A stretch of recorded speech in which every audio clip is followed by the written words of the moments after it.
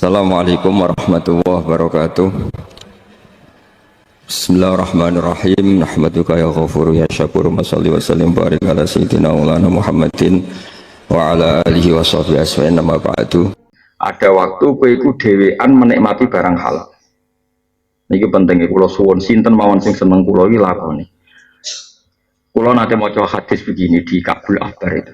Enggak ada setan merasa tersiksa, enggak ada sesuatu yang bisa menghancurkan punggung saya, kata setan, kayak farahul mukmin bil halal, senenge wong mukmin mbek barang napa. Itu setan paling tersinggung. Mulane dari Nabi Daud masa keempat adalah dia membiarkan dirinya menikmati sesuatu sing halal. Misalnya ngeten contoh paling gampang. Kita tahu kan di kota misalnya Nyuwun Sewu kalau malam banyak dugem. Dugem di situ ada perempuan nyanyi, mungkin membuka aurat dan sebagainya. Itu kan satu kenikmatan duniawi yang luar biasa. Terus dibalik kenikmatan itu, kue misalnya yang pojok kota, misalnya supir taksi ketemu supir taksi, supir becak ketemu supir becak, terus rokokan jagungan. Melangkolis eling zaman di Jogja itu sepi, eling kampung halaman itu teduh.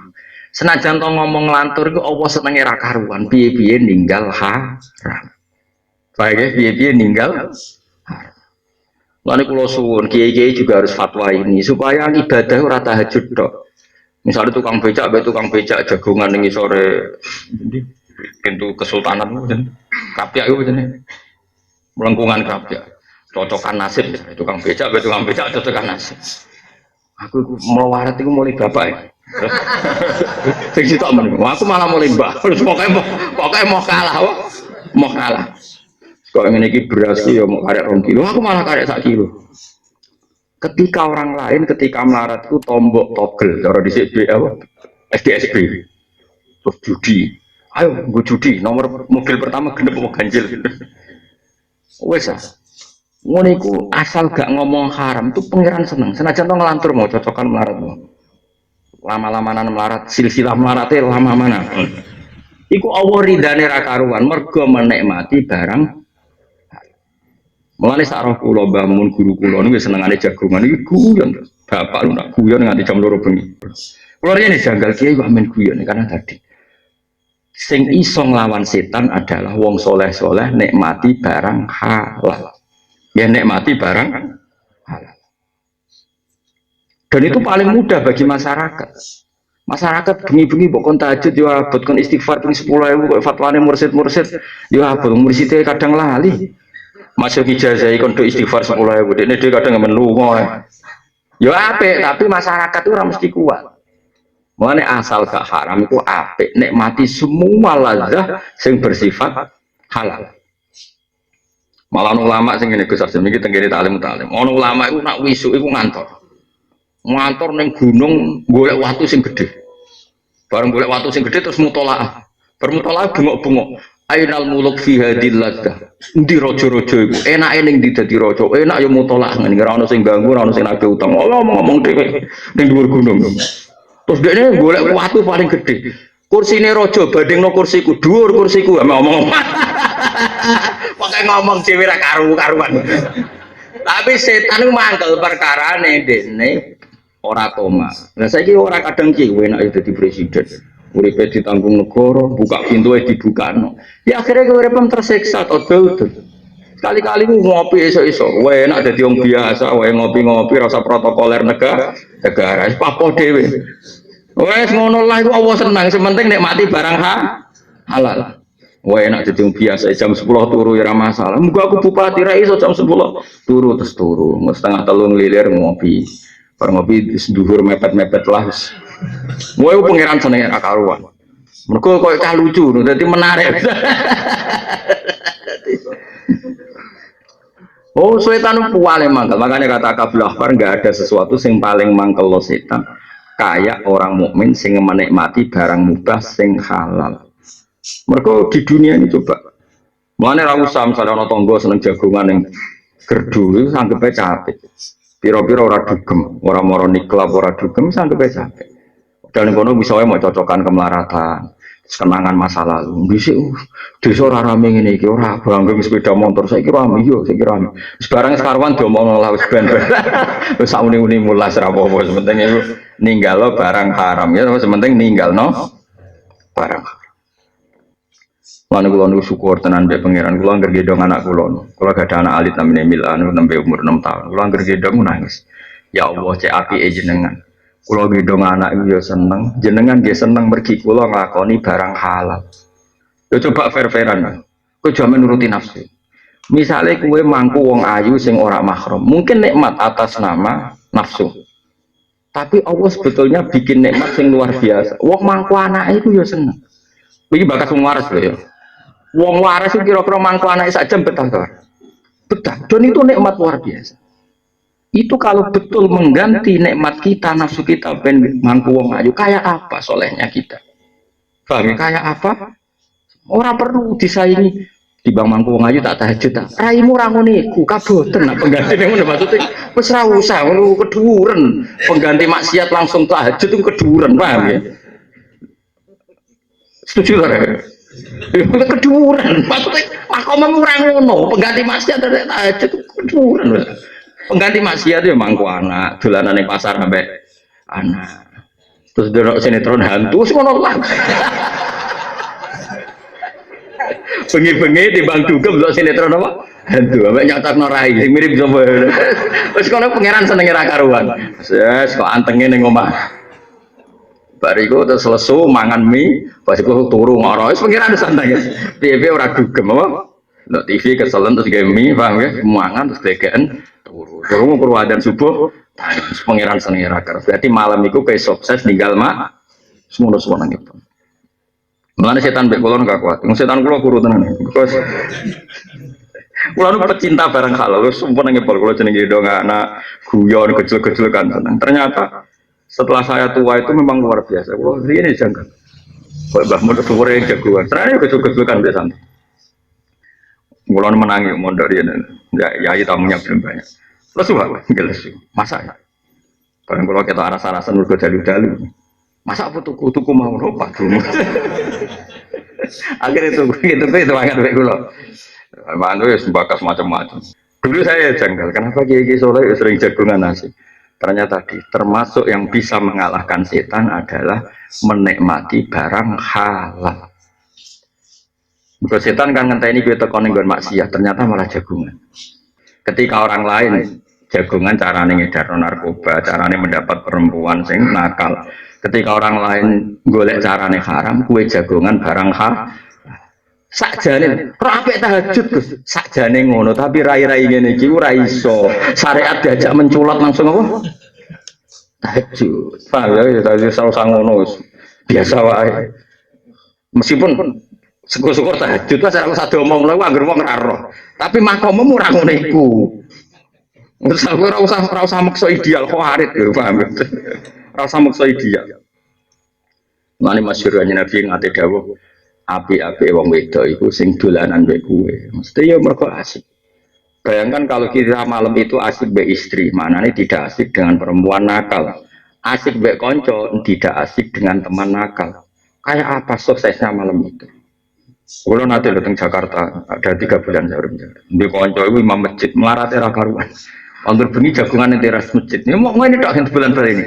Zaman sudah rusak. Alhamdulillah kita masih begini. Kamu ngomong. Malam kedua itu tiba ini menaik saat. Aku menaik saat unimu. Men bulan ini. Saya ngantuk terus turun nih merpat. Turun nih ngisor mic kan. Merpat. Ngono-ngono lah. Daripada tak tahajud malah mutung wis repot malah gak kuat suwe malah. Ana ulama sing ngene malah lucu menan ulama iki. Ana ulama iku mangan sak piring terus warak. Bareng warak muni ngene. Jadi wonten tenan tengene kitab-kitab. Nduk, anakku bojoku enak jebule mangan sak piring warak. Jadi bojone wis suwe sak piring warak. Wong itu mrene cangkem elek. Wis suwe sak piring warak.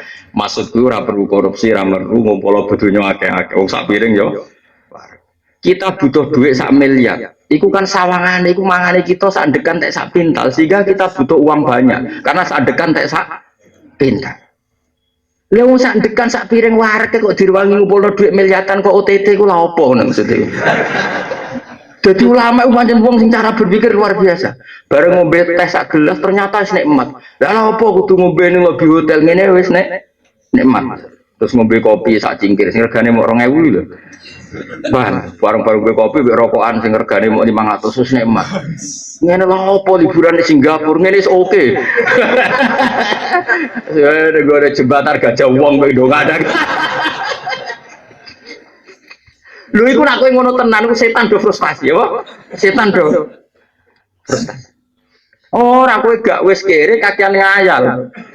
Kere kok ngopi ning mall, bareng wong ayu-ayu jebule sing arek bojoku tok. Kere kok pola.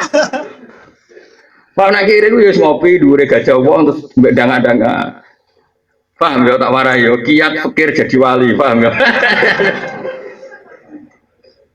Aku yo gumun mbek ulama gumun, cuman pinter tenan ulama. Dadi dekne ku mangan bareng sak piring warak ku muni.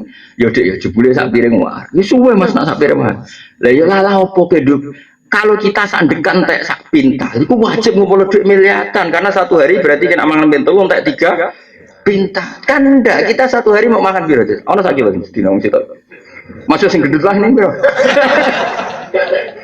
Langsung Pak, betul Pak. Piro?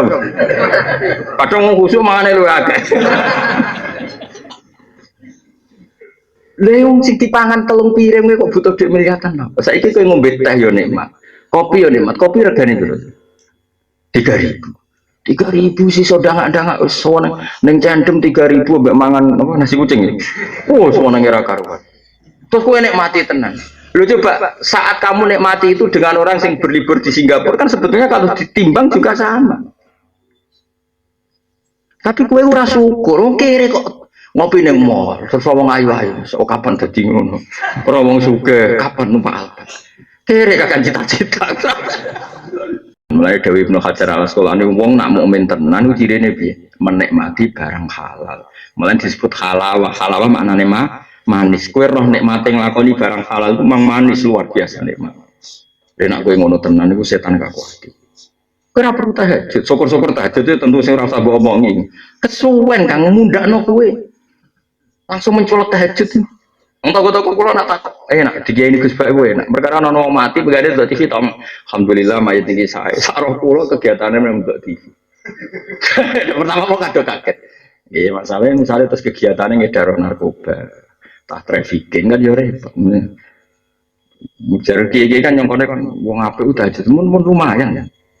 Untuk angling garmo. Dari anaknya baru maturun Gus, keluarnya dia jagal mbek bapak mendelok TV, bareng jenengan terangno ternyata itu kebaikan dia sampai. Tadi bang juga sampai ngono terus. Wah, kalau nu ngomong ngapik ngomong itu gampang. Semua kan gak haram ya apik. Zaman akhir gak haram ya apik. Ya piye zaman sekolah. Mbok mencolotno tahajud. Mau meneh mbok kon duha apa digugat. Ono ki ono wong ra duwe duha ya bareng duha berarti duwe. Duha ora marai sugih. Malah duha dadi tersangka. Wis bener ulama mah permangan sak piring warak. Masyaallah matur nuwun Gusti jebule sak piring warak. Maksud tempiye jare sing beda. Ya maksudnya ra perlu didik miliatan wong sak piring. Kita butuh duit miliatan kan mergo mangan sak dekan sak pintal. Sedina tak telung pintal. Padahal sak pintal lu piro ya? Ono sak juta. Sak juta 200. Sak juta. Berarti sedina tak telung juta. Lah iku butuh ngono duit miliatan dan sak piring warak. Berarti sedina mentek setengah kilo. Setengah kilo berarti duit piro? Piro? 5.000. Lah tapi agak enak. Lu gampang nak pengen enak gampang. Mangan nek susu banget, ora enak kabeh. Lah sing mari ora ke fakir tapi gaya orang kaya. Orang lesu wis mangan, ya mesti butuh lawah. Enak, fakir bodoh ya iki, fakir bodoh. Yen ape enak, ya mangane ngenteni lesu banget. Engko uyah mbek tempe ra wis enak. Turu ora enak, kamarku ora enak, yo ngenteni ngantuk banget. Mari fakir tapi do pola iki sing mari. Mana iki tak latih. Wong fakir ora dadi wali kok aneh cara dhisik. Dhisik ku anggere wali ku rata-rata jalure kok jalur fakir. Saiki ora. Wis fakir gak wali mergo kakean tomai. Mulane nasihate pangeran ning Kanjeng Nabi la tamudanna ainaika ila ma matta'ana bihi azwajam minhum zahratal hayatid dunya. Termasuk kunci nikmat ku sitok aja delok wong liya. Lah wong fakir kok kongko-kongkoe ning mall ya ngenes. Wis do numpak Alphard bojone wayu tuku barang mahal. Sing fikir mau sanggup 50.000 ngopi ning mall 20.000 yo ngenes. Sakjane 50.000 iku kok ngopi gak ada wong paham ya. Mau 2.000 susuke pira terus dangan-dangan niku ndelok iwak liwat. Ndelok iwak juga tuh ternyata iwak yo iya. Terus bareng iwak dicekeli wong iwak manfaat ning wong liya mosok aku rahman. Terus saya tibare mbek iwak lah. Jadi kunci ra bahagia iku sitok mergo delok nikmate wong liya. Mulane Kanjeng Nabi didhawuhi pangeran la tamudanna ainaika ila ma matta'na bi azwaja minhum zahratal hayatid dunya. Mesti linaftinahum fi angger kowe kadung delok wong liya mesti dadi fitnah. Jadi eling-eling tidak ada sesuatu sing aqsa mali dzahri syaitan lebih memutus gegere setan koyok min farofil mukmin bil halal kayak senenge wong mukmin nambah barang apa halal itu setan kakuat karena barang halal ini ada di mana-mana dan kapan saja. Kalau tahajud kan tidak semua orang bisa, mutolaah tidak semua orang bisa baca kita. Tapi kalau penikmat halal, jajal misalnya gue nih segoro kidul, nenggone watu sing digur watan rokokan delok segoro, wah sugih ya aku, kolam renang 3 wiji mewah segoro. Lah lha opo ge kolam renang ono sakmene ambane. Kolam renang sapi-api kolam renang mau pirang meter persegi. Kita punya kolam renang sing tanpa batas. Ya iku segara napa? Kidul. Nak tepake ketemu Nyi Roro Kidul. Lho pangeran kurang apa? Sono wong sugih gawe taman pribadi. Kowe iso maro becici dangan-dangan ngono paham ya? Luas mana dengan sesuatu yang disiapkan Allah dengan yang kita bikin secara terbatas. Wong melarat kok wong sugih, enake wong sugih di kolam renang pribadi. Enake apa kolam renang pribadi? Wis gone terbatas, nek gak diubah yo elek. Perawatan segoro itu ora usah perawatan. Misalnya wong enak dadi wong sugih di manuk apik. Lek moro alas malah manuk pirang-pirang. Wis alami apa? Sono wong sugih gawe kebun binatang pribadi ke kepengin. Kowe moro alas kono nggone wae kambah apa iku. Delok gajah, masya Allah, pangeran sugi. Kira ana sing duwe anggap aku ngono wis. Dadi ku nasihate pangeran eling-eling. La tamudanna ainaika ila ma matta'na bi azwajam minhum zahratal hayatid dunya linaftinahum fi. Dadi awal ke tersiksa iku mergo ndelok nikmat sing didapatkan orang lain. Tapi monggo lah kita cerita-cerita Islam, cerita-cerita beragama yang rileks. Kita semua tadi seperti yang dikatakan Kadensus pernah disewani Mas Sufyan Sauri, juga beliau pernah ngaji. Sebetulnya dalam banyak hal-hal yang keseharian itu lebih prinsip ketimbang ide kita tentang hal-hal besar. Saya beri contoh, Allah itu Tuhan yang Maha Kuasa, yang menguasai alam raya ini. Kadang-kadang menjelaskan dirinya itu hanya alladzi at'amahum min ju'. Saya ini Tuhan yang memberi makan kamu saat Anda lapar, saat kalian lapar. Jadi untuk beriman kepada Tuhan yang Maha Esa, kepada Allah, kamu yakin yang memberi makan kamu itu Tuhan. Apapun kecewanya Anda terhadap tetangga, terhadap negara, terhadap mertua, terhadap istri, itu kecewa Anda tidak akan mati. Tapi kalau tidak makan itu mati. Sehingga Allah mensifati dirinya kadang pakai keseharian. Alladzi at'amahum min ju'. Tuhan itu siapa? Yang memberi makan kamu ketika lapar. Tapi kamu untuk syukur itu nunggu punya istri cantik, neriman, gampang diatur, membolehkan poligami. Terus 4 istri itu neriman semua, loyal semua. Itu sombong betul. Mau syukur saja kok repotnya seperti itu. Jadi mau syukur ya ada makanan dimakan. Itu kalau ngantuk ya tidur. Ayatnya wa min ayatihi manamukum billaili wan nahar. Maksud ayat Allah itu tidur. Nah, keangkuhan-keangkuhan ini yang menjadikan kita itu jadi repot hidup. Wong untuk syukur kok nunggu tadi. Mertua baik, tetangga baik, istri baik. Apa saja di sekelilingnya harus baik. Nah, keinginan berlebihan ini menjadikan kita lupa ada hal-hal yang paling kita butuhkan, yaitu oksigen. Kita boleh nempat di buminya Allah. Alladzi ja'ala lakumul ardo firasya. Bumi kamu tempati enak. Coba kalau gempa. Apa artinya istri 4 cantik semua kalau pas digoyang apa? Gempa. Apa artinya kamu jabat? Entah apa saja jabatannya. Kalau bumi likuifaksi, habis kamu. Kiai meskipun dai kondang umatnya jutaan, kalau likuifaksi di panggung hancur. Tapi nikmat-nikmat yang disebut Allah seperti kita kaji keseharian, alladzi ja'ala lakumul arda mahda. Allah itu yang menjadikan bumi dalulan, yang mudah diinjak. Famshu fi manakibih, silahkan pakai jalan-jalan. Jadi saya termasuk benar-benar kiai Jawa. Kalau kerennya kiai Nusantara atau kiai Indonesia lah. Diajari bapak saya Kiai Haji Nur Salim, diajari Mbah Maimun. Itu Islam itu keseharian. Karena ketika Anda memilih hal-hal yang serius, itu tujuan utamanya nyari ridhonya Allah. Dan ridhonya Allah bisa kamu dapatkan sesuatu yang pasti benar. Misalnya dalam sebuah hadis Sahih Muslim disebutkan, Inna Allaha la yardha 'anil 'abdi idza akalal akla fayahmadahu 'alaiha aw yashraba syarba fayahmadahu 'alaiha.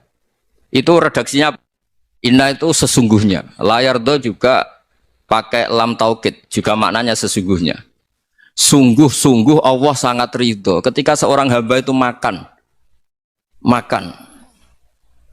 ketika sesuap nasi dia muji Allah, ketika minum seteguk nasi dia muji Allah. Itu kalau orang diridhoni Allah itu wali betul. Itu untuk jadi wali itu gampang, kamu makan ridho, kamu nginjak buminya Allah ridho seneng, kamu hidup keseharian aman seneng. Nah ini supaya sampean kita semua ngaji betapa panduan Rasulullah untuk menggapai ridho Allah itu banyak yang keseharian sekali. Saking kesehariannya banyak dalam hadis dan itu sahih. Nabi menyebut hal-hal yang keseharian. Hatta ma tas'alu fi imra'atika, kamu punya uang kemudian istri kamu bisa makan, itu ibadah. Bahkan sebagian ibadah itu dicontohkan Nabi yang akhirnya diprotes sahabat. Yaitu wa fi buti ahadikum sedekah, kamu menggauli istri kamu itu ya sedekah. Sampai sahabat bilang, yang benar ya Rasulullah. Ayati ahaduna syahwatahu wa huwa lahu ajrun. Masa urusan biologis, urusan syahwat kemudian dia dapat pahala. Nabi menjawab, alaysa lawadu'aha fi haramin akana alaihi wisrun. Bagaimana kalau dia meletakkan ke yang tidak benar, itu kan dosa. Nah, hal-hal seperti ini yang saya ingin teman-teman semua lah, semua. Saya juga agak ingin ngaji demi Anda juga agak ingin. Itu dosa sekali ngaji kok pesanan kelompok tertentu itu enggak boleh. Islam itu untuk semua. Jadi ya cuma karena di depan saya jenengan ya seakan-akan jenengan korbannya. Itu ada ilmunya dalam usul fikih itu. Jadi orang itu harus ngaji usul fikih. Nama yang disebut, mungkin Mas Sufyan masih ingat zaman ngaji usul fikih. Nama yang disebut itu tidak jaminan sebagai prioritas perintah. Jadi misalnya gini, kebetulan yang di depan Nabi itu Abu Dzar. Nabi ya bilang, ya Abu Dzarin ini uhibbuka misalnya, atau ya Mu'ad ini uhibbuka, atau ya Abu Hurairah ini uhibbuka misalnya. Banyaklah riwayat yang Nabi nyebut ya Abu Dzarin, ya Mu'ad, ya Abu Hurairah. Kemudian misalnya Nabi meneruskan khitab, ini uhibbuka, saya mencintai kamu, fakul dubur sholatin, atau sebagian riwayat disebut fala tada'anna dubura kulli sholatin, Allahumma inni ala dzikrika wa syukrika wa husni ibadatik. Saya mencintai kamu, siapa saja, Mu'ad bisa, Abu Dzar bisa siapa. Saya mencintai kamu, mohon kalau habis sholat kamu jangan lupa wiridan Allahumma inni ala dzikrika wa syukrika wa husni ibadatik. Ya Allah, tolong kami permudah supaya mudah ingat engkau. Anda tidak bisa mentang-mentang, wong nama saya Parmin, nama saya Purnomo, itu yang diperintahkan Mu'ad misalnya. Jadi yang disebut satu, tapi khitab itu untuk siapa saja. Saya teruskan ya. Jadi saya mohon semua kita melakukan kebaikan itu, kalau dalam kaidah fikih disebut al yakin la yuzalu bisyak. Banyak kebaikan yang kebenarannya itu 100%. Tidak punya efek samping ke pihak lain, ke kelompok lain, ke komunitas lain. Itu tadi misalnya Anda makan, dan itu murah sekali, hanya butuh satu piring. Setiap punyaan kamu muji Allah, setiap minum kamu muji Allah. Itu redaksinya Rasulullah SAW disebut, Allah sangat ridho ketika seorang hamba makan, kemudian dia memuji Allah. Atau minum, kemudian dia muji Allah. Logikanya gampang, negara seperti ini yang kamu harapkan bentuknya kayak apa, mertua, ipar, komunitas, tetangga, itu nyata terjadi itu kan belum pasti. Sementara yang mesti terjadi adalah kamu butuh makan, kalau tidak mati. Butuh minum, kalau tidak mati. Butuh bumi yang nyaman ditempati, kalau tidak kita juga mati. Sebab itu Allah kalau menyebut nikmatnya itu hal-hal yang keseharian. Alladzi at'amahum min ju'. Allah itu siapa? Allah itu yang menciptakan kamu bisa makan. Tidak berlebihan, Allah itu yang menciptakan kondisi sosial itu ideal. Zaman Nabi itu ya ada orang munafik. Orang-orang pilihan Allah itu juga diuji orang sekelilingnya yang macam-macam. Semua diuji sesuai konteks zaman dan waktu. Nah, tapi ada ibadah-ibadah yang selalu disarankan Nabi. Sampai Nabi itu pernah ditanya, Ayul Islam ya khairun ya Rasulullah, Islam terbaik itu gimana? Jawabannya Nabi itu unik. It'amut to'am. Islam terbaik itu ya makan-makan, santai-santai. Ketika Allah menyebut beberapa kebaikan, falak tahamal akobah, wa ma adrokan apa? Mal akobah. Terusannya apa? Fakku rokobah. Terusannya apa? Au it'amun fiyaumin di masubah. Ya, atau acara makan-makan itu juga Islam. Kenapa? Ya bayangkan kalau tidak ada makanan, kita mati kan? Kondisi sosial tidak ideal itu Anda masih gak apa-apa. Tapi kalau Anda tidak makan, Anda tidak minum, kamu punya istri cerewet masih bisa hidup, punya mertua cerewet masih bisa hidup. Tapi kalau tidak makan bisa mati. Berarti penting mana istri sama makan? Penting mana? Makan. Semoga istri Anda dengar. Nanti kamu disuruh makan tapi pulang deh. Itu kalau dibahasakan makan masih memahami. Penting mana nasi satu piring dengan istri? Nggak ada nasi mati, nggak ada istri belum mati. Penting mana? Gak berani jawab kan? Nah, ternyata Anda ada garang kan di depan istri. Jadi saya mohonlah, mungkin Mas Sufyan Sauri tadi yang bisa bantulah teman-teman tuh ngaji yang keseharian saja. Karena kita nyari ridho Allah itu berdasar firman Allah, dan firman Allah itu menyebut keseharian tuh riang gampang. Yaitu tadi misalnya wa min ayatihi manamukum billaili wan nahar. Termasuk ayat-ayat Allah itu kamu tidur. Maka dulu itu ada guyonan, ada tokoh Mu'tazilah, kelompok dalam Islam yang berpikir manusia itu bisa menentukan ikhtiarnya sendiri. Karena saya bisa duduk, duduk, ingin berdiri, berdiri. Karena kelompok ini nggak terima kalau semua kehendak Allah, nanti bagaimana kalau semua kehendak Allah kok ada hisab, ya ada sanksi. Lucunya itu, dia akhirnya, ini cerita ya, mencintai seorang perempuan, cantik sekali. Dan itu dia menjadi ahli sunnah itu oleh hal-hal yang sepele. Karena istrinya cantik, ya namanya suami istri itu hubungan intim. Terus ditanya, Mas, masih ingin lagi? Masih. Silahkan diulang lagi. Wah ya tidak bisa. Katanya manusia bisa menentukan yang diinginkan. Itu tobat itu. Itu nggak bisa ditobatkan Mas Sufyan Ats-Tsauri. Orang cantik yang mudah nobatkan orang itu orang cantik. Segampang itu. Akhirnya kita tahu, makanya kalau dalam kitab Hikam itu disebut al-aqil mayakul madza yaf'alu wa hubi wal ghafil mayakul madza af'al. Orang yang punya akal karena sadar ini wilayah Allah, semua milik Tuhan. Itu dia tiap hari berpikir, besok Allah akan melakukan apa terhadap dunia ini. Kamu merencanakan suatu mau plesir ternyata gempa. Mau wisata ke Rusia ternyata perang. Kamu tidak pernah tahu apa yang akan terjadi besok. Wa ma tadri nafsum madza taksibu ghadan. Tapi anda semua kita ini sering punya jadwal permanen. Makanya saya kalau diundang siapa saja, sana takdir. Yang jelas Gus ini acara penting. Ya masih acara penting nak pangeran ngersakno piye? Kok ape dadi pangeran? Kamu kok mau jadi Tuhan? Itu kadang ya kiai. Penting Gus acara ini jenengan harus memastikan bisa. Loh kamu itu yang ngajarin tauhid, sesuatu itu biadillah kok bilang-bilang apa pasti. Kalau maksa terus tak tobatkan loh kamu kata saya itu. Ya kalau gitu Gus bilang insya Allah. Wah itu hati saya, fisik saya, roh saya sudah bilang insya Allah. Tidak usah kamu latih kata saya. Nah hal-hal tauhid keseharian itu gampang sebetulnya. Wal ghafil yaqulu madza af'al. Tapi orang yang lupa Allah dia setiap hari bilang besok apa? Kita bisa melakukan apa? Seakan-akan dia itu aktor, dia penting, dia subjek permanen, dia. Padahal kita ini hanya objek kehendak Allah Subhanahu wa taala. Karena kita yakin sesuatu yang terjadi di alam raya ini kita tidak bisa apa-apa. Makanya saya sering ngaji, sering bilang saya, ketika Anda mensifati Allah, Dia yang menghidupkan. Sudah itu tanamkan, sehingga ketika kita mati, santai saja. Kenapa santai? Allah punya cara menghidupkan kita. Zaman kita hidup juga gak tahu caranya ngelola jantung, ngelola paru-paru. Kamu juga gak tahu ngelola oksigen yang tidak beracun, tidak ngandung polusi. Tahu-tahu hidup. Gak ingin tua ya tahu-tahu tua, gak ingin mati tahu-tahu mati. Selama ini kita hidup juga gak tahu apa sebetulnya. Hanya gaya tok, punya jadwal, punya planning. Kalau kamu bisa menentukan pilihan Anda, pasti Anda istrinya cantik, 4 neriman semua, qanaah semua. Nyatanya enggak kan? Ada 1 jelek, cerewet. Wah itu kan, nyatanya enggak bisa apa-apa Anda kan? Dan kamu bawa mati lagi.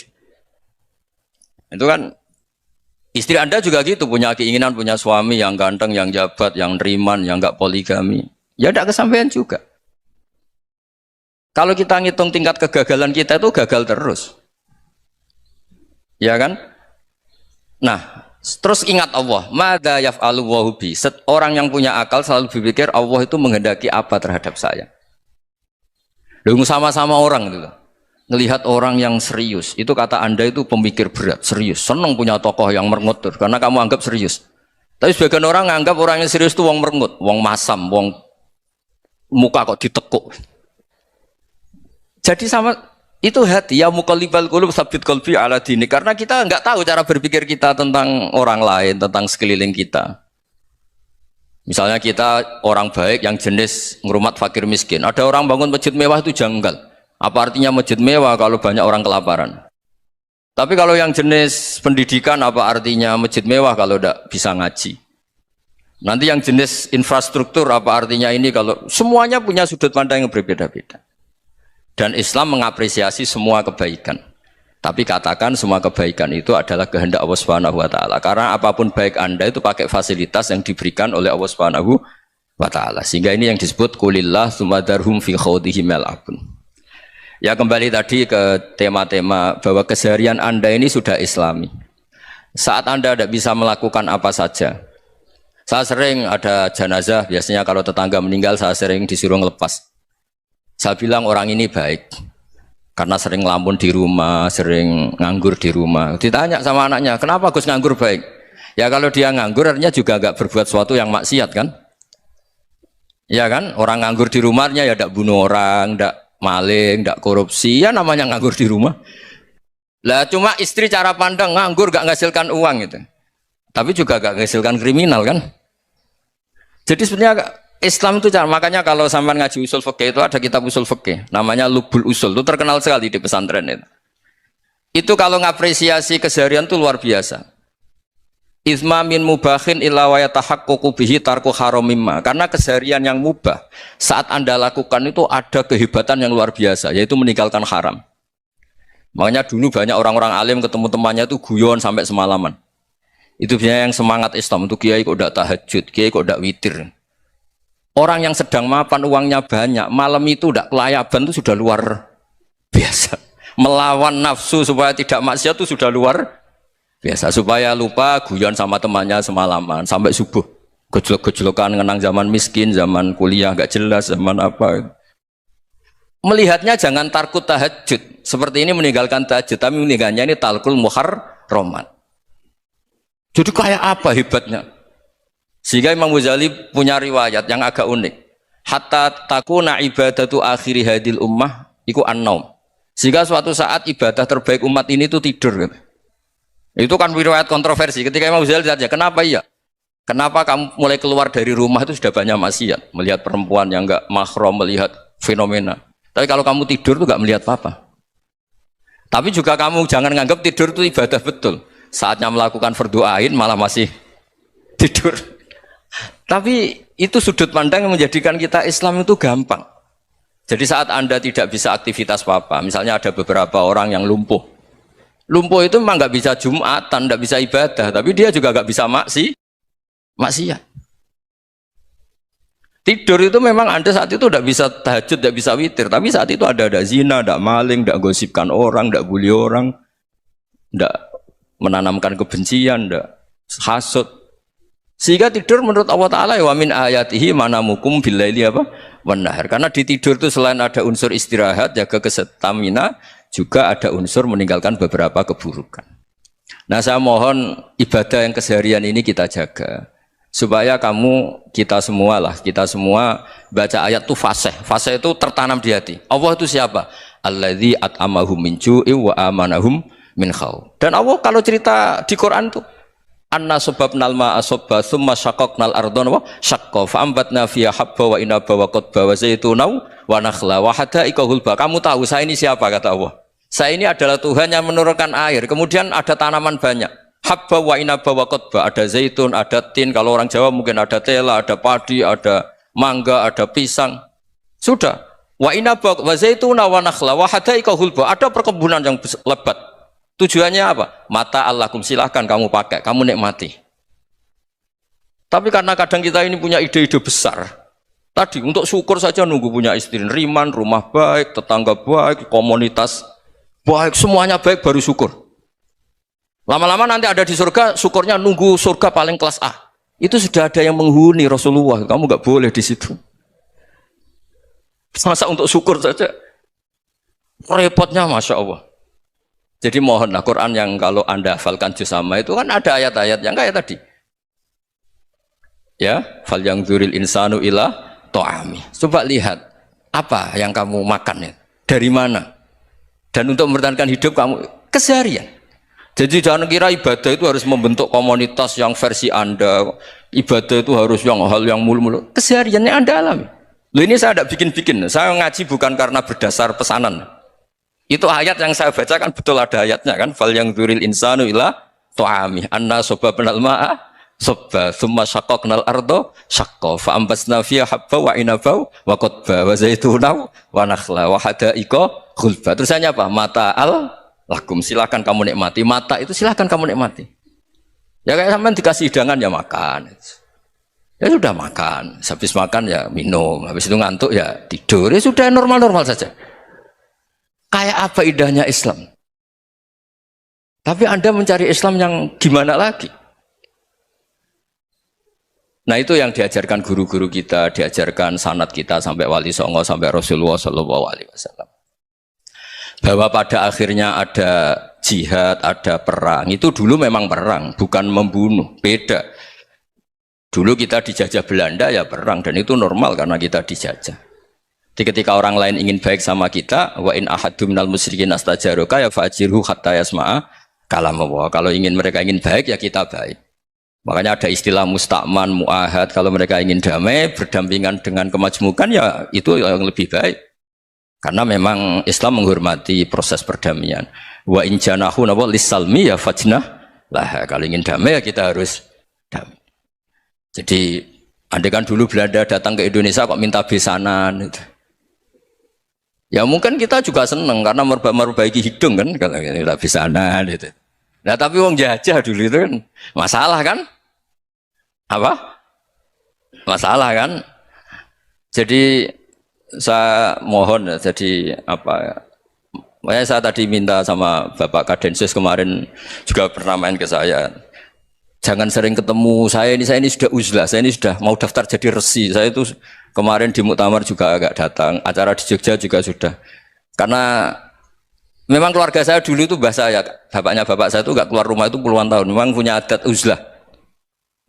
Ya makanya ngaji saya ngaji aja yang gampang-gampang aja, yang nggak orderan, nggak pesenan, ngaji aja dulu yang gampang. Saya ikhlas, yakin betul saya ikhlas. Ikhlas itu menurut saya itu roh. Orang nggak ikhlas menurut saya itu orang aneh. Ikhlas itu gampang, sudah saya bilang. Kalau kamu yakin ilmu itu milik Allah, ngasihkan juga ikhlas itu milik Allah. Apa sih yang kamu punyai sehingga kamu udah ikhlas? Uang milik Allah, energi kita milik Allah, bumi milik Allah. Kemudian kamu merasa memiliki. Merasa memiliki itu kalau dalam ilmu tasawuf sudah kesalahan kan. Bagaimana Anda punya? Coba tahu-tahu tanah itu kok milik Anda. Karena saya beli, saya beli dari orang, dari Zaid. Padahal yang asli punya itu Allah. Apa benar kamu pernah beli sama Allah? Zaid ini pemilik nisbi, pemilik yang enggak sebenarnya kan? Ya enggak? Yang benar-benar pemilik itu Allah. Kok kamu ngerasa itu bumi kamu itu atas nama apa? Coba. Milik kan harus beli atau dikasih. Enggak semua kan? Nah, makanya terfamsu fi manakibiha, dan Allah menyebutnya, sudah saya ini yang menciptakan bumi. Waladzi ja'ala lakumul arda dalulan. Dan Allah menyebutnya sederhana, famsu fi manakibiha, silakan jalan-jalan. Terusannya apa? Wa kulu mirizki, silahkan makan-makan. Jadi Islam itu ya makanya kiai-kiai itu ada acara makan, sampai ada guyonan fikuli makanin makan di setiap tempat ya makan. Perasaan saya juga seluruh ulama di dunia, saya ulang lagi, perasaan saya juga seluruh ulama di dunia, bahwa Islam masuk itu macam-macam sebabnya. Dulu kita tahu, kita sebagai warga Indonesia, Islam masuk itu ya di bawah orang yang agak kedunyan, ya kayak jenengan lah kira-kira gitu. Ya kayak mbak-mbak ini, ya agak-agak mata duitan gitu. Karena kita tahu rata-rata ahli sejarah mengatakan Islam di Indonesia di bawah kiai apa pedagang. Pedagang tuh nyari uang apa nyari dakwah kira. Ya semoga Anda mirip-mirip seperti itu. Ya jadi nyari uang karena ada nurani Islam sehingga tetap saja membawa Islam. Saya tidak tahu Islam Anda ala apa, tidak tahu, pokoknya mau ngaji ya berarti Islam ala ahli sunnah apa? Wal jamaah. Jadi ini penting saya utarakan bahwa Islam itu agama yang mudah difahami, sehingga di bawah pedagang saja ya kasil gitu. Di bawah orang yang kedonyan gak jenengan juga kasil gitu. Di bawah orang baik ya kasil, di bawah orang broken juga kasil. Ini penting saya utarakan karena saya ngaji di mana-mana bilang ciri utama kebenaran absolut adalah kebenaran yang bahkan orang gak benar saja bisa bawa. Tapi bukan berarti saya dukung Anda tidak benar, kan sudah tidak benar dulu sebelum kenal saya. Tapi nggak apa-apa, nggak benernya umat Islam insya Allah dimaafkan sama Allah Subhanahu Ta'ala. Ya asal tobat maksudnya. Nggak, ini saya beri satu konstruksi pikiran yang saya sering utarakan di ngaji saya. Sampai sekarang saya coba saat tes ini kan di kampus ya, di apa bacanya ini Kim University yang global leader apa in the world itu. Ini keren lah. Jadi acara ilmiah kita ditakdir di gedung apa? Kampus, gedung universitas di begini. Kalau 1 ditambah 1 2 itu namanya hakikat. Ciri utama hakikat adalah siapapun akan menerima. Saya sekarang tanya sama Anda, kira-kira 1 tambah 1 2 itu musuh Anda pun mengatakan 2 apa tidak? Ya.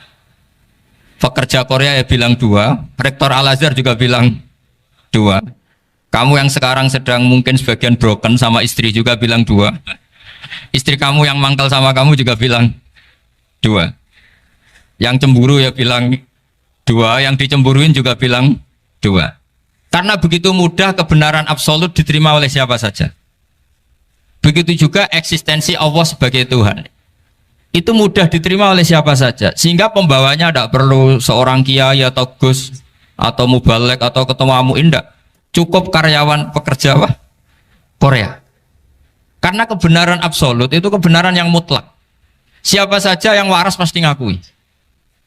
Kira-kira orang yang berpikir sehat pasti berpikir begini, ini yang diajarkan Quran.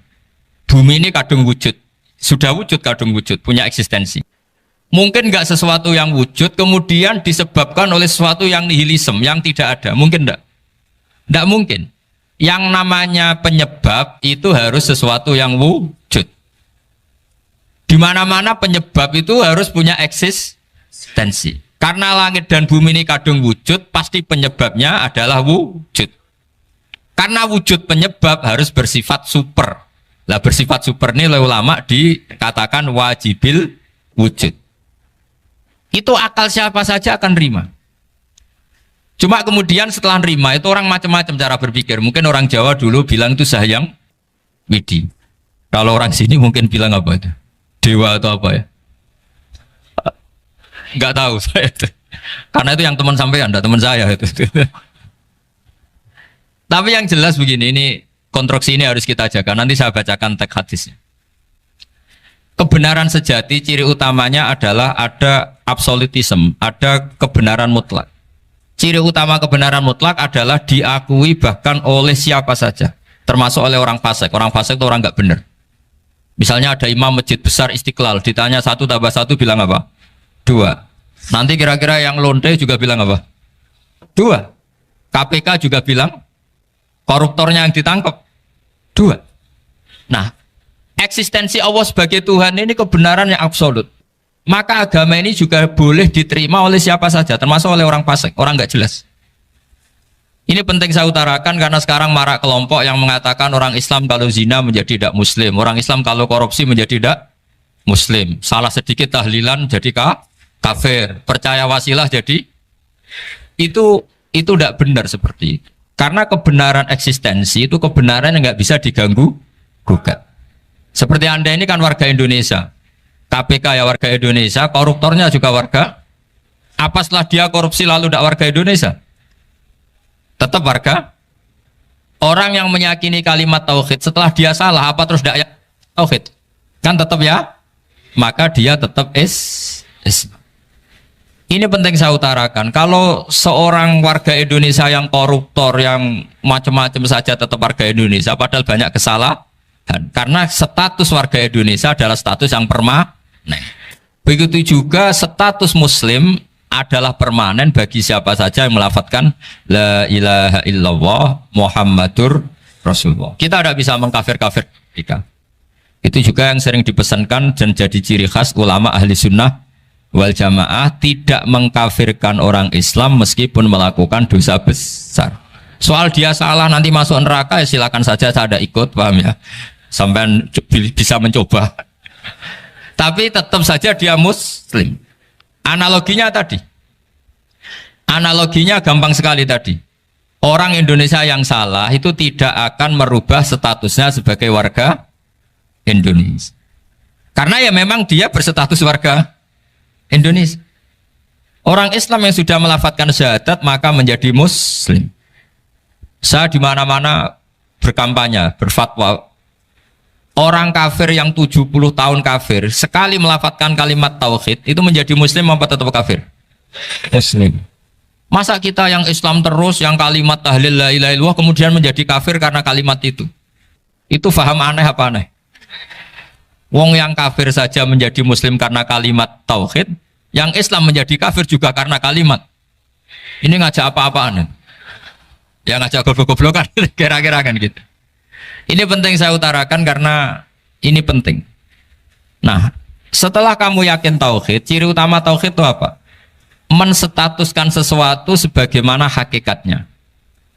Misalnya bumi Korea, ini statusnya tetap buminya apa? Maka dari awal saya husnudzon sekali sama Allah Subhanahu wa taala bahwa suatu saat di bumi mana saja itu ada tahlil.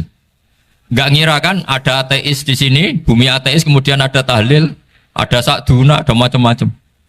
Karena kita ketika sholat, makanya saya tadi janji akan memaknai kalimat-kalimat yang sering Anda baca ketika sholat. Di sholat saat ada itidal ngendikan apa? Rabbana lakal hamdu, ayo dibaca, mil'us samawati wa mil'ul ardi wa mil'u ma syi'ta min syai'im ba'du. Sama nani secara tradisi pesantren, Rabbana do pangeran kita laka iku kaduwe panjenengan alhamdulillah segala puji, engkau punya segala puji. Mil'us samawati, yang pujian itu memenuhi langit. Tentu langit itu penuh dengan pujian, semua malaikat bertasbih bertahmid. Karena malaikat tidak ada yang kerja di pabrik, itu tasbih terus gitu. Nggak ada yang nyari uang kan? Nggak ada yang cari won ya. Apa won ya kalau bahasa? Kalau di sini nggak kiainya aja nyari uang. Terusannya apa? Wamilul ardi, dan pujian itu memenuhi bumi. Korea termasuk bumi Allah apa enggak? Jadi saya sudah menduga suatu saat Korea itu ya penuh dengan pujian. Dan ini betul. Siapa yang ngira kalau di bumi Korea ada yang ngapal lagu Sakduna itu? Itu lagu kesayangan guru kita semua, Kiai Haji Maimun Zubair. Gak ada yang ngira. Siapa yang ngira kalau di sini ada ngaji seperti ini? Di Rusia juga sama. Uni Soviet itu negara ateis. Tapi lama-lama pecah karena glasnost itu dan perestroika itu. Kemudian menjadi pecahan-pecahan negara Muslim. Ada Uzbekistan, Tajikistan, Ceknya, semuanya menjadi negara apa? Muslim. Karena dari awal lakal hamdu mil'us samawati wa mil'ul ardi, dan pujian itu pasti memenuhi langit juga memenuhi bumi. Kalau Anda baca itu di Indonesia mungkin wajar, di Indonesia banyak acara-acara seperti ini. Tapi kalau di Korea ternyata benar. Dan Anda ini kalian semua termasuk pembuktian benarnya wa mil'ul ardi. Keren kan teman? Oh keren sekali, bukan sekedar keren sekali. Makanya saya jarang diundang pengajian mau tapi diundang di Korea mau. Tapi saya ada niat datang undangan. Memang saya ingin datang. Jadi ya karena itu. Ini bentuk penghormatan saya. Bentuk penghormatan saya bahwa pada akhirnya benar-benar lakal hamdu mil'us samawati wa mil'ul ardi. Jadi Anda tidak perlu pesimis, dulu Indonesia juga seperti itu. banyak Buddha, Hindu, macam-macam ateisme. Kemudian berkatnya para ulama sekarang jadi negara yang mayoritas Muslim. Korea, barokahnya orang-orang kedonyan seperti ini banyak Islam itu. Nggak apa-apa, karena sebagian agama Islam, sebagian sejarah ditulis di bawah pedagang-pedagang Gujarat. Kira-kira orang Gujarat ke Indonesia dulu yang namanya pedagang cari apa? Uang. Tapi namanya orang Islam, hatinya tetap adanya tauhid. Nyari uang ya tetap sambil dakwah. Kalau yang ke Korea langsung kiai mungkin tidak seramai ini Islam. Karena kalau kiai datang langsung dicurigai jadi misionaris, jadi ribet malah. Tapi kalau sampean nggak ada yang curiga, namanya pekerja saja nyari uang. Dan itu memang fakta. Cuma kadang ya sadar terus ya bagus lah seperti itu. Nggak apa-apa. Maksud saya ini saya memberi support, memberi tasjek bahwa Allah itu luar biasa. Jadi kalau ingin menyebarkan agamanya macam-macam. Kadang kiai tidak bisa mengislamkan orang, itu anak-anak mahasiswa pacaran, itu banyak yang pacarnya itu masuk Islam. Tapi sampean jangan bilang pacaran halal, ya tidak pernah halal. Tapi Allah kalau menghendaki memberi hidayah itu jalannya macam-macam. Ada yang lewat kerja, coba yang bayangkan ada tahlilan di Korea itu semua kiai tidak pernah bayangkan. Tapi setelah banyak pekerja di sini, kemudian mereka insaf atau sedang insaf, tidak tahu ini. Sampai kapan insafnya juga tidak tahu. Tapi yang jelas ini hebat. Ini apa? Hebat. Tahu-tahu ya seperti ini. Makanya iman saja Rabbana lakal hamdu mil'us samawati wa mil'ul ardi. Masih ditambahi wa mil'u ma syi'ta min syai'in ba'du. Karena Allah itu zat yang tidak terperikan, zat yang tidak terbatasi. Maka pujian di langit dan bumi ini masih kurang. Masih ada apa saja yang nanti akan dipenuhi oleh pujian kepada Allah Subhanahu wa ta'ala. Wa mil'u ma syi'ta min syai'in ba'du. Dan pujian kepada Engkau ya Allah akan memenuhi semua ruangan yang Engkau kehendaki. Mungkin suatu saat negara-negara yang sekarang yang paling minim Islam itu di Amerika Selatan, kayak di Argentina dan sebagainya, itu nanti suatu saat juga penuh dengan pujian, karena tetap Rabbana lakal hamdu mil'us samawati wa mil'ul ardi wa mil'u ma syi'ta min syai'in ba'du. Saya di Jogja setiap akhir ngaji saya ajarin wiridan. Mungkin wiridan ini tidak asing bagi jenengan karena sering saya baca. Subhanallah wa bihamdihi adada khalqihi wa ridho nafsihi wa zinata arsyihi wa midada kalimat. Bahwa kita memuji Allah itu adada khalqi, sesuai jumlah makhluk Allah. Semua makhluk Allah meskipun kelihatannya mengecewakan, ini semuanya memuji sama Allah Subhanahu wa taala. Meskipun kadang kita kecewa, kadang kita tidak cocok. Coba barokahnya Anda ini agak-agak kecewa gitu dengan Indonesia karena nggak menyediakan lapangan kerja untuk Anda. Tapi ya nggak kecewa-kecewa amat ya, agak-agak saja. Karena Anda tetap semua mencintai Indonesia. Gara-gara agak-agak kecewa cari negara lain. Akhirnya di Korea, ada yang di Jerman, ada di Inggris. Tapi bawaan pernah ngaji di musola, Islam ini ke bawah. Sehingga karena Islam ini ke bawah, tahu-tahu ada komunitas yang memikirkan Islam. Umumnya orang mikir Islam itu ya bikin masjid. Kalau di Korea unik, nyewa apa? Nyewa gedung untuk masjid. Itu kalau diceritakan di Indonesia aneh. Ini masjid sewaan. Masjid. Tapi kalau di sini lazim, karena kalau beli mahal ya cukup sewa. Saya tidak tahu kalau dalam terminologi agama tempat Anda sujud ini nanti jadi saksi di akhirat. Itu yang permanen apa yang sewaan tidak tahu. Jadi nanti bumi ini tanya, ya saya ya Allah pernah dipakai sujud, tapi setelah 1 tahun nggak kuat menambah lagi. Makanya saya dukung tadi yang ada gerakan masjid apa. Sebenarnya permanen nggak permanen itu tetap bagus, ada usah memaksakan. yang jelas saya sudah ikut nyumbang lelang tadi, dan saya berharap uang itu benar-benar untuk masjid. Kalau untuk tamirnya juga nggak apa-apa, yang penting untuk menghidupi masjid. Saya juga termasuk kiai yang nggak suka kalau hukum itu terlalu fanatik. Misalnya uang ini untuk masjid, kemudian imamnya diterlantarkan karena alasannya ini untuk masjid. Imam kan tidak masjid. Nah ini kalau imamnya nggak diservis kemudian mutung terus pulang ke Indonesia, ini jadi masalah. Tapi saya juga nggak suka kalau ada negara gitu. Betul-betul saya tidak suka. Yang imamnya itu terlalu diservis. Ini buruk sekali kan. Pernah ada anekdot, ini anekdot tapi nyata. Ada negara yang sangat sehat, ya. Islamnya sangat sehat. Itu imamnya 1 bulan tuh digaji 70 juta. Kira-kira 70 juta dibagi satu hari berapa? 5 sholat ya? 5 kali 30 berapa? Kira-kira saja.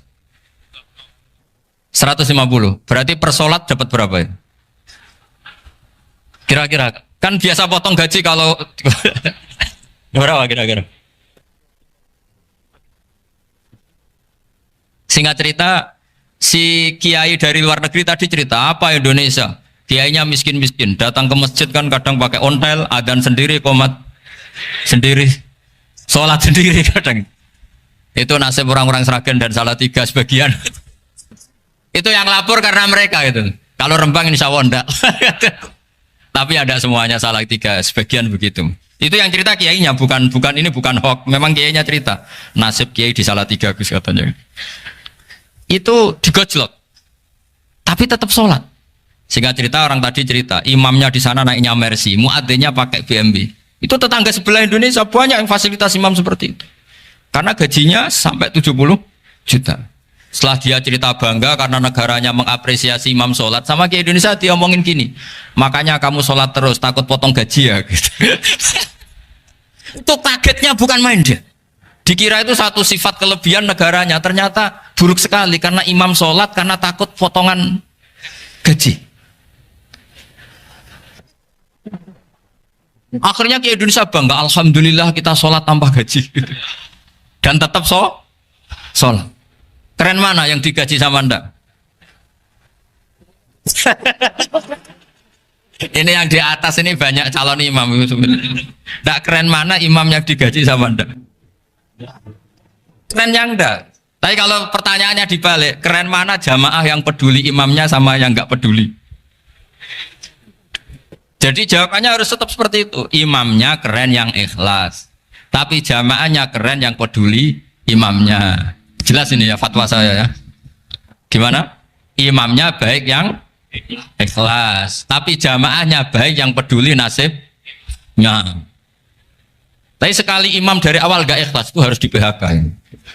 Itu bahaya bagi agama kalau awalnya sudah ada ikhlas. Karena nanti setelah habis subuh terus dihitung.